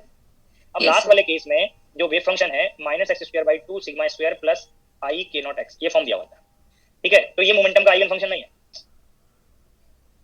क्यों नहीं है? क्योंकि जब आप इसका डिफरेंशियल करोगे एक्सपोनेंट का तो x मल्टीप्लाई में आ जाएगा, तो फॉर्म चेंज हो गया वेव फंक्शन का। क्लियर हो गया। बट अगर इसी पार्ट पे जाएं, हम इसको 2 पार्ट में प्रोडक्ट में नोट कर लें तो एक्सपेक्टेशन वाले पार्ट को यहाँ पे अप्लाई कर सकते हैं। आइगन वैल्यू के लिए अप्लाई नहीं करेंगे, आइगन वैल्यू कब आएगा? जब आइगन फंक्शन होगा। अब यहाँ पे 2 वेव फंक्शंस का प्रोडक्ट है, एक को मैंने psi1 लिख लिया, एक को psi2 लिख लिया। दोनों के लिए मोमेंटम की 2 डिफरेंट वैल्यूज आई एक्सपेक्टेशन की, तो इसमें मोमेंटम को एक्सपेक्टेशन वैल्यू को मैंने दोनों के लिए सेपरेटली कैलकुलेट किया और ऐड कर दिया। psi1 यहाँ पे ये पार्ट है और psi2 ये पार्ट है। मैंने आइगन वैल्यू के लिए ट्रिक नहीं बताया यहाँ पे, मैंने किसके लिए बताया? एक्सपेक्टेशन के लिए। तो आप चेक करिए psi1 यहाँ पे ये रियल वेव फंक्शन है, इसका एक्सपेक्टेशन 0 बताया था और ये प्लेन वेव है। ठीक है, इसका h क्रॉस k0 बताया है, तो ये पार्ट बच जाएगा। बट आइगन वैल्यू से डाउटफुल रहेगा। Thank you. ठीक है हाँ जी सर। हाँ जी। सर पोजीशन स्पेस में ओनली पोजीशन ऑपरेटर ही आएंगे। मोमेंटम भी तो आया है। मैंने तो जितनी प्रॉब्लम बताई है, जितने पॉइंट्स बताए हैं, अब तक पोजीशन स्पेस में ही बताए हैं ना। बट मैंने position space kinetic operator, kinetic energy operator है वो नहीं आएंगे, मोमेंटम और पोजीशन नहीं आएंगे ओनली। सर एक बार एक्सप्लेन करो। मैं एक्सप्लेन कर रहा हूं, पर जो एक बार आप पूछ रहे हैं उसको आप भी अलर्ट रहिए कि आप पूछ क्या रहे हैं। ये जितनी मैंने एग्जांपल्स कराए हैं, सॉल्व एग्जांपल्स और जो ट्रिक्स बताई हैं, ठीक है, अब आप पढ़ते जाइए। यहाँ से एक्सपेक्टेशन यहाँ से स्टार्ट किया मैंने, यहाँ पे किसी स्पेस का रेफरेंस नहीं दिया। इट मींस ये ऑल स्पेस में करेक्ट है ऑपरेटर के एक्शन के कॉरस्पॉन्डिंग। बट ये सारे जो ऑपरेटर्स हैं मैंने कहाँ पे बताए हैं? बोलिए। Position space. तो मैंने पोजीशन स्पेस में से पोजीशन ऑपरेटर थोड़ी डिफाइन किया, ये सारे ऑपरेटर का एक्शन पोजीशन स्पेस में बताया है मैंने। अब ये यहाँ पे भी मैंने पोजीशन स्पेस और पोजीशन स्पेस में पोजीशन ऑपरेटर और उसके फंक्शन के लिए कुछ इजीनेस के लिए एक्सप्रेशंस को सिंपलीफाई कर दिया। और ये पॉइंट्स अब यहाँ पे आइए, ये पोजीशन स्पेस में भी फंक्शन है, मेंशन किया हुआ है। Yes sir. मैंने क्या कैलकुलेट कराया? Linear momentum operator. तो आप कैसे कह रहे हैं कि क्या पोजीशन ऑपरेटर ही आएंगे? ये तो मोमेंटम ऑपरेटर है। Okay sir. और सर एक आपने कुछ यूज किया था डिफरेंशियल, जी। वो बताना। डिफरेंशियल तो पढ़ते आ रहे हैं पहले से मैथमेटिक्स में, dy dx को डिफरेंशियल बोलते हैं ना इसके रेस्पेक्ट में। वो सर। तो आप ये देखिए ऑपरेटर, पोजीशन ऑपरेटर या इसका कोई function x² x³ sin x cos x, ये सब फंक्शन है। But dy dx is not function of x, this is differentiation with respect to x। तो in position space position operator और any function of position operator has multiplicative nature, but momentum operator do not have multiplicative nature, does not have multiplicative nature, this is differentiation nature. तो differential और function दोनों same नहीं होते। Differential nature होने से आपको मान के चलिए cos kx फंक्शन दिया हुआ है sin x की फॉर्म, आप dy dx कर रहे हैं तो इसका रिजल्ट क्या बनेगा, k cos kx, k sin मतलब माइनस k sin kx, ठीक है। बट अगर आप क्वेश्चन ऑपरेट ले रहे हैं तो x cos kx बना, ये मल्टीप्लिकेशन है। तो क्या dy dx और x का जो नेचर था वो सेम है इस फंक्शन पे? नहीं है ना। तो वही मैंने आपके आगे नोट कराया है कि सिर्फ पोजीशन ऑपरेटर और उसके फंक्शन के लिए आप मल्टीप्लाई करेंगे, जो यहाँ पे बताया उसको लेफ्ट से मल्टीप्लाई कर दो या राइट से। बट जो मोमेंटम ऑपरेटर है या मोमेंटम का कोई भी फंक्शन है वो मल्टीप्लाई नहीं करना है, वो ऑपरेट करना है, आपको डिफरेंशियल करना पड़ेगा उसके रिगार्डिंग। सर जैसे अभी आपने फॉर्मूले बताए थे ऑपरेटर्स के, तो उसमें आपने एक फॉर्मूला बताया था एनर्जी ऑपरेटर का। हाँ जी। तो ये सारे से फॉर्मूले क्लासिकल मैकेनिक्स के से हिंट लेके आते हैं क्या, या इनका कोई डेरिवेशन होता है? अगर भाई आपने किसी पर्टिकुलर बुक में या किसी टीचर ने क्लासिकल मैकेनिक्स में ऑपरेटर पढ़ाए क्या आपको? नहीं सर, पढ़ाई तो नहीं है। फिर कैसे करेंगे क्लासिकल से रेफरेंस लेके आते हैं? सर एक्चुअली मुझे सर ने पढ़ाया था जब मैं एनआईटी नागपुर में था। थोड़ा आइडिया